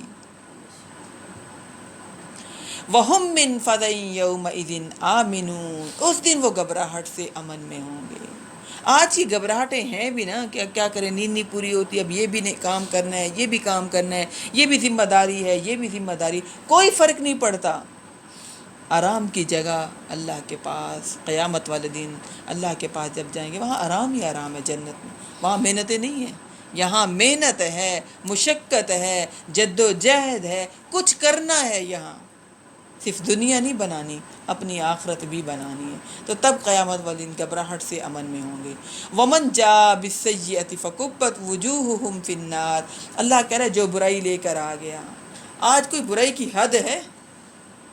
کوئی حد ہی نہیں ہے، کر لو یہ بھی گناہ کر لو، اور گناہ کو گناہ ہی نہ سمجھو، یہ تو انجوائمنٹ ہے، یہ تو ہلا گلا ہے، یہ تو شور شرابہ ہے، یہ تو دل لگی ہے، یہ تو ٹائم کو ہم پاس کرنے کے لیے کر رہے ہیں۔ اللہ کہہ رہے جو کوئی برائی لے کر آیا فَقُبَّتْ وُجُوهُهُمْ فِي النَّارِ، تو ایسے لوگوں کو کہ منہ آگ میں اوندھے کر دیے جائیں گے۔ آج ہمیں پورے جسم میں سب سے پیارا عزیز اپنا چہرہ ہے کہ نہیں ہے؟ اللہ کہہ رہا ہے اوندھے منہ، یقین مانے اگر ہمیں کوئی تھوڑا سا دھکا بھی دے دے نا، کتنی شرمندگی ہوتی ہے، ہم فوراً اٹھ جاتے ہیں، سارے انبیاء، تمام رشتہ دار، تمام لوگوں کے سامنے۔ اللہ ہم سب کو ہدایت دے، ہم سب کے اللہ تعالیٰ گناہوں پہ پردے ڈال دیں، ہم سب کے عیبوں کو اللہ تعالیٰ آج جیسے چھپائے ہیں، اللہ تعالیٰ ہم سب کے گناہ عیب قیامت والا دن بھی اللہ تعالیٰ چھپا دیں۔ اللہ کہہ رہے جو برائی لے کر آیا ایسے لوگوں کو منہ آگ میں اوندھے کر دیے جائیں گے۔ حل تجزون الا ما کنتم تعملون، اور ان سے کہا جائے گا تمہیں بدلے میں وہی دیا جا رہا ہے جو تم عمل کرتے رہے ہو۔ انما امرت ان اعبد رب هذه البلدۃ الذی حرمها، دیکھو مجھے تو یہی حکم ہوا ہے کہ میں اللہ کی بندگی کروں اور اس شہر کے رب کی جس نے اسے محترم قرار دیا، یعنی نبی اکرم صلی اللہ علیہ وسلم کہہ رہے ہیں مجھے خود یہ حکم دیا ہے کہ میں عبادت کروں۔ کہتے ہیں نا جو جتنا زیادہ نیک ہے، ہم کہتے ہیں کہ اس کو اب عبادت کی کیا ضرورت ہے، نیکی کرنے کی ضرورت ہے۔ نبی اکرم صلی اللہ علیہ وسلم کہہ رہے ہیں مجھے تو خود بھی حکم دیا گیا کہ میں اللہ کی عبادت کروں۔ یہ نہیں کہ جو نیکی کی دعوت دینے والے ہیں ان کے پہ فرض نہیں ہے، ان پہ بھی ویسے ہی فرض ہے جیسے وہ بتاتے ہیں، جیسے وہ دعوت دیتے ہیں۔ نبی اکرم صلی اللہ علیہ وسلم کہہ رہے ہیں مجھے تو خود حکم دیا گیا کہ میں اللہ کی عبادت کروں، میں تو خود ہی عبادت کر رہا ہوں اور اس شہر کے رب کی جس نے اسے محترم قرار دیا۔ ڈنکے کی چوٹ پر نبی اکرم صلی اللہ علیہ وسلم اعلان کر رہے ہیں۔ اب ہوتے ہیں نا ہمارے ہاں بابے بزرگ انگوٹھیاں پہنی ہوئی ہیں، گندے مندے کپڑے پہنے ہوئے ہیں، بال لٹکائے ہوئے ہیں، اور بڑے فخر سے بتاتے یہ 1 مہینے سے نہائے نہیں ہیں، یہ کوئی نیکی ہے؟ یہ 1 سال سے انہوں نے آنکھ بند نہیں کی، یہ سو نہیں سکی، سوئے نہیں ہیں، یہ کوئی نیکی ہے؟ کوئی نیکی نہیں ہے، کوئی 1 سال سے سوئے نہیں، ایک ٹانگ پر کھڑے رہتے ہیں ساری رات، کوئی نیکی نہیں ہے۔ اتنی مصیبتوں میں پڑے ہوئے ہیں۔ ہم کیا وہ جتنی زیادہ مصیبت میں پڑے وہ بتاتے ہیں نا، اور کہتے ہیں اتنے زیادہ یہ پہنچے ہوئے ہیں۔ تو سیدھی مشکلیں برداشت کریں، دین پہ عمل کریں۔ نبی اکرم صلی اللہ علیہ وسلم کہہ رہے ہیں میں تو خود اللہ کی عبادت کر رہا ہوں، میں تو خود اس کی مان رہا ہوں، اپنی عقل نہیں لڑا رہا۔ وَلَهُ كُلُّ شَيْءٍ وَأُمِرْتُ أَنْ أَكُونَ مِنَ الْمُسْلِمِينَ، اور اسی کے اختیار میں ہر چیز، مجھے حکم ہوا ہے کہ میں شامل ہو جاؤں اور اس کے فرما بردار بندوں میں ہو جاؤں۔ وَأَنْ أَتْلُوَ الْقُرْآنَ، اور یہ کہ مجھے یہ بھی حکم ملا ہے میں قرآن کی تلاوت کروں۔ اتلو کا مطلب ہوتا ہے مسلسل پڑھنا، یہ کہ میں مسلسل قرآن کو پڑھتا رہوں، میں تو خود قرآن کے ساتھ جڑا رہوں۔ ہم کہتے ہیں پڑھ لیا نا ایک دفعہ، ہمیں زیادہ پتہ ہے، ہم پڑھ چکے ہیں، ہم اس کی ٹرانسلیشن بھی جانتے ہیں، ہم نے پڑھ لیا، اب ہمیں کوئی ضرورت نہیں ہے پڑھنے کی۔ نبی اکرم صلی اللہ علیہ وسلم کہہ رہے ہیں وَأَنْ أَتْلُوَ الْقُرْآنَ، مجھے تو یہ بھی حکم ملا ہے میں مسلسل قرآن کو پڑھتا رہوں۔ پڑھنے سے ہدایت ملتی ہے، سمجھنے سے ہدایت ضرور ملتی ہے۔ فَمَنِ اهْتَدَىٰ فَإِنَّمَا يَهْتَدِي لِنَفْسِهِ، جو کوئی ہدایت پائے گا وہ اپنے ہی بھلے کے لیے ہدایت پائے گا۔ وَمَنْ ضَلَّ فَقُلْ إِنَّمَا أَنَا مِنَ الْمُنذِرِينَ، اور جو کوئی گمراہ ہو گیا اے نبی اکرم صلی اللہ علیہ وسلم کہہ دیجئے مجھ پر اس کے گناہوں کا کوئی وبال نہیں آئے گا، میرا کام تو ڈرانا ہے۔ جو ہدایت پر آئے گا، جو نیکی کرے گا، جو تقوی اختیار کرے گا، جو گناہوں سے بچے گا، بھلا تو اپنا ہے، فائدہ تو اپنا ہے۔ ہم سمجھتے ہیں جو زیادہ بلڈنگیں بنا لے، زیادہ پیسہ بنا لے وہ کامیاب ہے، وہ فائدے میں رہا۔ یہاں اللہ تعالیٰ کہہ رہے ہیں فَمَنِ اهْتَدَىٰ فَإِنَّمَا يَهْتَدِي لِنَفْسِهِ، جس نے ہدایت پا لی اس نے اپنے فائدہ کر لیا، اور جو گمراہ ہو گیا فقل انما انا من المنذرین، اے نبی اکرم صلی اللہ علیہ وسلم آپ اسے بتا دیجئے کہ میں تو خبردار کرنے والا، ایک پیغام پہنچانے والا ہوں۔ وقل الحمدللہ، اور اے نبی اکرم صلی اللہ علیہ وسلم آپ کہہ دیجئے تمام کی تمام تعریف اللہ کے لیے ہے۔ سیریکم آیاتہ فتعرفونہا، ان قریب وہ تمہیں اپنے آیات دکھائے گا تو تم انہیں پہچان لوگے۔ وما ربک بغافل عما تعملون، آپ کا رب غافل نہیں ہے اس سے جو تم اعمال کر رہے ہو۔ کیسے اللہ تعالیٰ نے ہمیں سیر کروا کے سلیمان علیہ السلام کی چونٹیوں کا قصہ سنا کے، ملکہ کا قصہ سنا کے اینڈ اس پر کیا۔ آپ کا رب غافل نہیں ہے؟ غربت ہے، بیماری ہے، پریشانی ہے، ٹھیک ہے نا، زیادہ نعمتیں نہیں ملی ہوئی، اللہ کے علم میں ہے۔ سب سے بڑی بات یہ کہ اللہ کے علم میں ہے ہمارے معاملات، ہمارے اعمال۔ اگلی صورت شروع کریں گے، اور ہمیشہ ایسا ہوتا ہے کہ اینڈ ہونے والا ہوتا ہے کلاس کا اور صورت کا بھی اینڈ ہو جاتا ہے، لہذا ہم اگلی صورت کا آغاز کریں گے ضرور۔ 7:15 تک ہے۔ ہاں 6:45 تک اگلی صورت شروع ہو رہی ہے، سورۃ القصص۔ اس میں قصے ہم پڑھیں گے انبیاء کے۔ دونوں صورتوں کا ربط یہ ہے کہ سورۃ النمل میں ہم نے پڑھا کہ ہدہد کے ذریعے ملکہ سبا کو خط دیا گیا، اس کو بات سمجھ آ گئی، وہ ایمان لے آئی۔ اس صورت میں ہم پڑھیں گے فرعون کا قصہ۔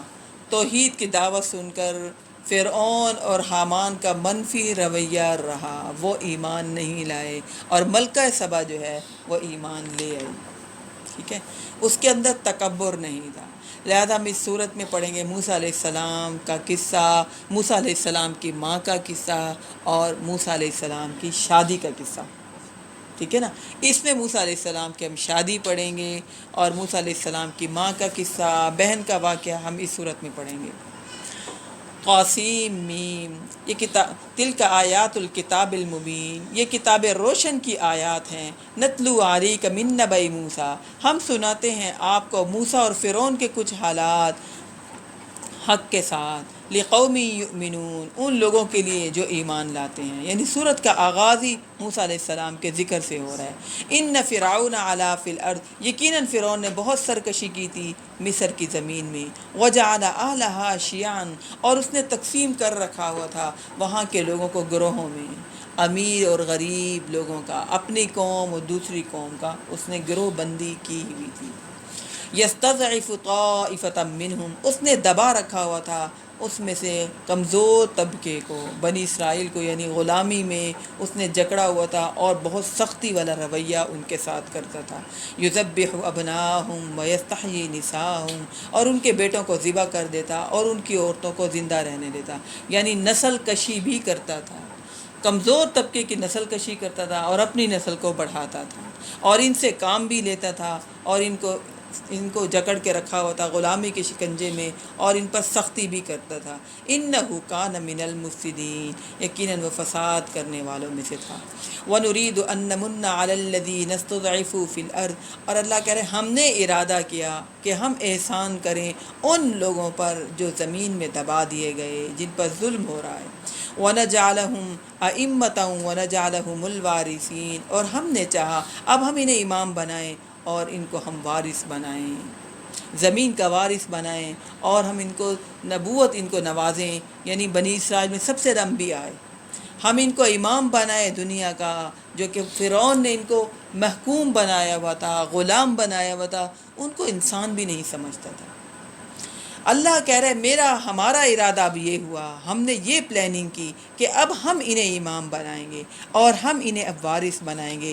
وَنُمَكِّنَ لَهُمْ فِي الْأَرْضِ، اور ہم انہیں زمین میں اب اختیار دیں، اب ہم انہیں طاقت دیں، حکومت دیں، بلندی دیں۔ اب وَنُرِيَ فِرْعَوْنَ وَهَا، یعنی جو کچھ بھی انسان کو ملتا ہے اللہ کے حکم سے ملتا ہے، اگر نہیں مل رہا تو وہ بھی اللہ کا فیصلہ ہے، اور اگر مل رہا ہے تو وہ بھی اللہ کے فیصلے سے مل رہا ہے۔ وَنُرِيَ فِرْعَوْنَ وَحَامَانَ وَجُنُودَهُمَا مِنْهُمْ مَا كَانُوا يَحْذَرُونَ، اور ہم دکھا دیں فرعون، حامان اور ان کے لشکروں کو وہ کچھ جس سے وہ ڈرتے تھے۔ ڈرتے وہ کس سے تھے؟ کہ بنی اسرائیلی جو ہیں ہمارے اوپر نہ ہو جائیں۔ ان میں سے کسی آدمی نے خواب دیکھا اور بادشاہ کو بتایا کہ میں نے خواب یہ دیکھا ہے، یہ بادشاہ نے خود یہ خواب دیکھا کہ ان بنی اسرائیلیوں میں سے جو ہے کوئی بھی لڑکا پیدا ہوگا جو میرا تخت الٹے گا۔ لہٰذا اللہ کہہ رہے ہیں کہ جس سے وہ ڈر رہے تھے، اب ہم نے سوچا جس سے ڈر رہے ہو ہمارا حکم ہے اب وہ ہو کر رہے گا۔ یعنی یہ جو فیصلہ تھا، اس فیصلے کے تحت اس نے پھر اس خوف کے تحت اس نے بنی اسرائیلیوں کے لڑکوں کو کئی سال قتل کروایا. لیکن جو اللہ کی پلاننگ تھی، اللہ نے انہی میں سے موسیٰ علیہ السلام کو زندہ کیا کہ نہیں کیا؟ ان کے گھر میں پلوایا. ان کے گھر میں پلوایا. اللہ کہہ رہے جس سے وہ ڈر رہے تھے ہم نے وہ کروایا، ہم نے وہ کر کے دکھایا. وَأَوْحَيْنَا إِلَىٰ أُمِّ مُوسَىٰ نَرْضِعِي، اور ہم نے وحی کر دی موسیٰ کی والدہ کو کہ تم اسے دودھ پلاتی رہو. پیدا ہو گیا اور ماں ڈر رہی ہے کہ اگر پتہ چل گیا ان کے کارندوں کو کہ میرے ہاں بچہ پیدا ہوا ہے، آ کے قتل کر دیں گے. فَإِذَا خِفْتِ عَلَيْهِ، یہ موسیٰ علیہ السلام موسیٰ کا واقعہ ہم پڑھ رہے ہیں. ماں تو ماں ہوتی ہے، ماں کے دل میں تو محبت اللہ نے ڈالی ہوئی ہے. اب ماں ڈر رہی ہے، دودھ بھی پلا رہی ہے. اللہ کہہ رہے ہیں فَإِذَا خِفْتِ عَلَيْهِ فَأَلْقِيهِ فِي الْيَمِّ وَلَا تَخَافِي وَلَا تَحْزَنِي، اور جب تمہیں اس کے بارے میں خوف ہو کہ بھئی اب آ رہے ہیں چیک کرنے کے لیے، دیکھنے کے لیے، اور اگر دیکھیں گے تو اس کو قتل کر دیں گے، اللہ نے حکم دیا فَأَلْقِيهِ فِي الْيَمِّ، اس کو دریا میں ڈال دینا. ایک ماں کا امتحان. اللہ کسی اور طریقے سے بھی تو بچا سکتے تھے، ان کی آنکھیں اندھی کر دیتے، ان کے وہم و گمان میں بھی نہ آتا وہ ادھر نہ آتے، چھپا سکتے تھے اللہ تعالیٰ. لیکن اللہ تعالیٰ نے موسیٰ علیہ السلام کی ماں کا بھی امتحان لیا، اور اللہ نے دکھایا کہ جب میں بچانا چاہوں تو دریا میں بھی بچوں کو گرا دیں، پھینک دیں تو میں بچا سکتا ہوں، ٹھیک ہے. اور جب میں نہ بچانا چاہوں تو ماں کے پاس محفوظ بھی ہوں تو نہیں بچانا تو نہیں بچانا. تو جب ان کو اللہ نے کہا جب تمہیں شک ہو، جب تمہیں اندیشہ ہو کہ اب وہ آئیں گے اور قتل کر دیں گے، تو لہذا تم نے اس کو دریا میں ڈال دینا ہے. اور پھر وَلَا تَخَافِي وَلَا تَحْزَنِي، نہ تم خوف کھانا اور نہ تم رنجیدہ ہونا. اِنَّا رَادُّوهُ إِلَيْكِ وَجَاعِلُوهُ مِنَ الْمُرْسَلِينَ، اور ہم پھر اسے لوٹانے والے ہیں تمہاری طرف، اور پھر ہم اسے بنانے والے ہیں رسولوں میں سے. اللہ نے تسلی بھی دے دی، خوشخبری بھی دے دی کہ یہ فرعون کی کیا تدبیریں ہیں، یہ فرعون کی کیا چالیں ہیں، کچھ بھی نہیں رہیں گی. جو ہم چاہیں گے وہی ہوگا، اور حقیقت میں ہوتا وہی ہے جو اللہ چاہتا ہے. ہم اپنی زندگیوں میں بھی دیکھتے ہیں. ہاں، اللہ جو چاہتا ہے وہی ہوتا ہے. لیکن ہر کام کے بعد جب کوئی کام ہمارا مرضی کے خلاف ہوتا ہے نا، ہمارا دل دکھتا ہے، اے ایسا کیوں ہو گیا، ہم نہ جاتے، ہم نہ نکالتے، ہم چھپائے رکھتے نا، ہم ایسا کر لیتے، ہم ایسا کر لیتے. اللہ کا یہی حکم تھا اور ایسا ہی ہونا تھا. تو بڑا یعنی اللہ نے کہا کہ اب اس کو دریا میں ڈالو، اور پھر اللہ نے کہا ہم اس کو لوٹا دیں گے تمہاری طرف، اور پھر اسے پیغمبروں میں سے بنائیں گے. فَالْتَقَطَهُ آلُ فِرْعَوْنَ، تو اسے اٹھا لیا فرعون کے گھر والوں نے. یعنی آتا ہے کہ اس نے جب ڈالا، اور ڈالنے کے بعد وہی بکسا تیرتا ہوا فرعون کے محل کے آگے آیا. اور ابھی تک وہاں پر ایسا ہی ہے، اس کے فرعون کو جو محل ہے اس کے آگے یعنی ایسا دریا تھا جو اس کے اوپر اس کا تخت، اس کا محل تھا، پانی نیچے سے بھی گزرتا تھا. اللہ نے کہا کہ اس دریا میں ڈالو، دریا میں ڈالا، اور وہ بکسا بالکل اس کے محل کے آگے آ کر رک گیا. تو اللہ کہہ رہا ہے لِيَكُونَ لَهُمْ عَدُوًّا وَحَزَنًا، تاکہ وہ بن جائے ان کے لیے دشمن اور پریشانی کا باعث. یعنی جو اللہ نے کہا کہ جو جس بات سے وہ ڈر رہے تھے، تو وہ جب دریا سے نکالیں گے ان کا وہم و گمان میں بھی نہیں آئے گا کہ یہ کہیں دشمنوں نے نہ ڈالا ہو، رنجیدہ نہ ہو، غمگین نہ ہو اس بات پر. ان فرعون و حامان و جنودہما کانوا خاطئین، یقیناً فرعون اور حامان اور ان کے سب لشکر اپنی تدبیر میں خطا کار تھے. غلطی چوک تو انہیں لگ سکتی تھی، ان کے وہم و گمان میں بھی نہیں آیا کہ یہ بچہ کہاں سے آیا ہے. وقالت امرأۃ فرعون قرۃ عین لی ولک، اور فرعون کی بیوی نے کہا کہ یہ آنکھوں کی ٹھنڈک ہوگا میرے لیے بھی اور تمہارے لیے بھی. اللہ نے تب تک فرعون کو اولاد نہیں دی تھی. جب وہ نکالا، اس بچے کو کھولا، دیکھا بکسے کے اندر کیا ہے، دیکھا تو موسیٰ علیہ السلام تھے اندر، بچہ انگوٹھا چوس رہا ہے.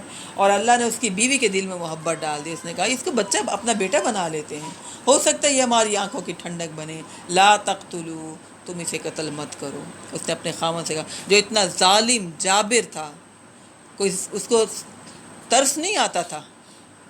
بیٹوں کو ذبح کروانا کوئی آسان بات ہے؟ یعنی ماں باپ کے دل کے یعنی لوگ اس پر پاگل ہو جاتے کہ اس ڈاکٹر کو دکھایا، دکھانے کے بعد اس نے انجیکشن لگایا، اس نے جو دوائی دی، اس کے بعد ہمارے بچے کی طبیعت خراب ہو گئی اور ان کی ڈیتھ ہو گئی. لوگ اس پر پاگل ہو جاتے ہیں، اس ڈاکٹر کو مارنے کو تیار ہو جاتے ہیں. صحیح سلامت لائے تھے. اس نے کوئی ایسا کچھ کیا. فرعون ایسا جابر سرکش تھا، ماں باپ کے جذبات کے ساتھ کھیلنا، اتنا سرکش، اتنا سنگ دل تھا، اتنا سخت مزاج تھا. لیکن اللہ نے اس کی بیوی کے دل میں یہ بات ڈالی اور محبت ڈالی، اور اس نے کہا اس کو قتل نہ کرو. دیکھیں نا اللہ کن اسباب کے ساتھ اپنی تدبیروں کے ساتھ وہ کروا رہے ہیں جو اللہ چاہ رہے ہیں. اور فرعون جتنا ڈر رہا تھا، جتنا بچ رہا تھا، وہی ہو کر رہا جو اللہ کا حکم تھا. عسیٰ ان ینفعنا او نتخذہ ولدا. اس نے کہا کہ امید ہے کہ یہ ہمیں فائدہ دے، ہم اس کو اپنا بیٹا بنا لیتے ہیں. وہم لا یشعرون. اور وہ انجام سے بالکل بے خبر تھے. وَأَصْبَحَ فُؤَادُ أُمِّ مُوسَىٰ فَارِغًا. ادھر موسیٰ کی ماں کا دل ایسا ہو رہا تھا، فارغ یعنی دل بیٹھتا جا رہا تھا کہ سمندر میں ڈالا ہے، دریا میں ڈالا ہے، پتہ نہیں بنا کیا. ہچکولے کھاتا ہوا بکسا جا رہا تھا، کوئی خبر نہیں بکسا کہاں گیا، بچہ کہاں گیا. لیکن یہ دیکھیں موسیٰ علیہ السلام کی ماں کا توکل، اللہ نے کہا اور ڈال دیا. میرے خیال میں اگر ہمیں بھی کوئی کہے نا تو ہم بھی یعنی سوچیں کریں کہ نہ کریں. اللہ کا حکم ہے. موسیٰ علیہ السلام کی ماں نے ڈال دیا بچے کو، پیدا ہوئے بچے کو، چھوٹے سے بچے کو ڈال دیا. لیکن دل بیٹھ رہا ہے، غم کے مارے، پریشانی کے مارے، عجیب و غریب وسواس آ رہے ہیں. ان کادت لتبدی بہ لولا ربطنا علی قلبها لتکون من المؤمنین. قریب تھا کہ وہ اس راز کو ظاہر کر دیتی اگر ہم اس کے دل کو مضبوط نہ کرتے. اللہ دلوں کو مضبوط کرتا ہے. یقین مانیں بڑے بڑے غم انسان برداشت کر جاتا ہے، بڑے بڑے راز انسان دل میں رکھ لیتا ہے، بشرطے کہ اللہ کے ساتھ تعلق جڑا ہوا ہو. اللہ دلوں کو مضبوط بناتے ہیں، ڈھارس دیتے ہیں، دل کو تسلیاں دیتے ہیں، فرشتے بھیجتے ہیں. اللہ کہہ رہا ہے قریب تھا کہ وہ اس بات کو ظاہر کر دے اگر ہم اس کے دل کو مضبوط نہ کرتے. لتکون من المؤمنین، تاکہ وہ ہو جائے ایمان لانے والوں میں سے. وقالت لاختہ قصی. اس نے موسیٰ کی بہن سے کہا اچھا تم جاؤ نا اس کے پیچھے. موسیٰ نے کی بہن کو کہا جاؤ، ماں کہہ رہی جاؤ ذرا دیکھ کر تو آؤ بکسا کہاں گیا. بکسے کو دیکھتے دیکھتے ساتھ ساتھ اس کے پیچھے پیچھے جاؤ. فبصرت بہ عن جنوب وہم لا یشعرون. اور کہنے لگی اس کو دور سے دیکھنا کسی کو شک نہ ہو. وہم لا یشعرون، کسی کو بھی شعور نہ ہو، کسی کو پتہ نہ چلے کہ تمہارا یہ بکسا ہے، تمہارا اس میں بھائی ہے. وحرمنا علیہ المراضع من قبل. اور ہم نے اس پر پہلے ہی حرام کر دی تھی تمام دودھ پلانے والی عورتیں.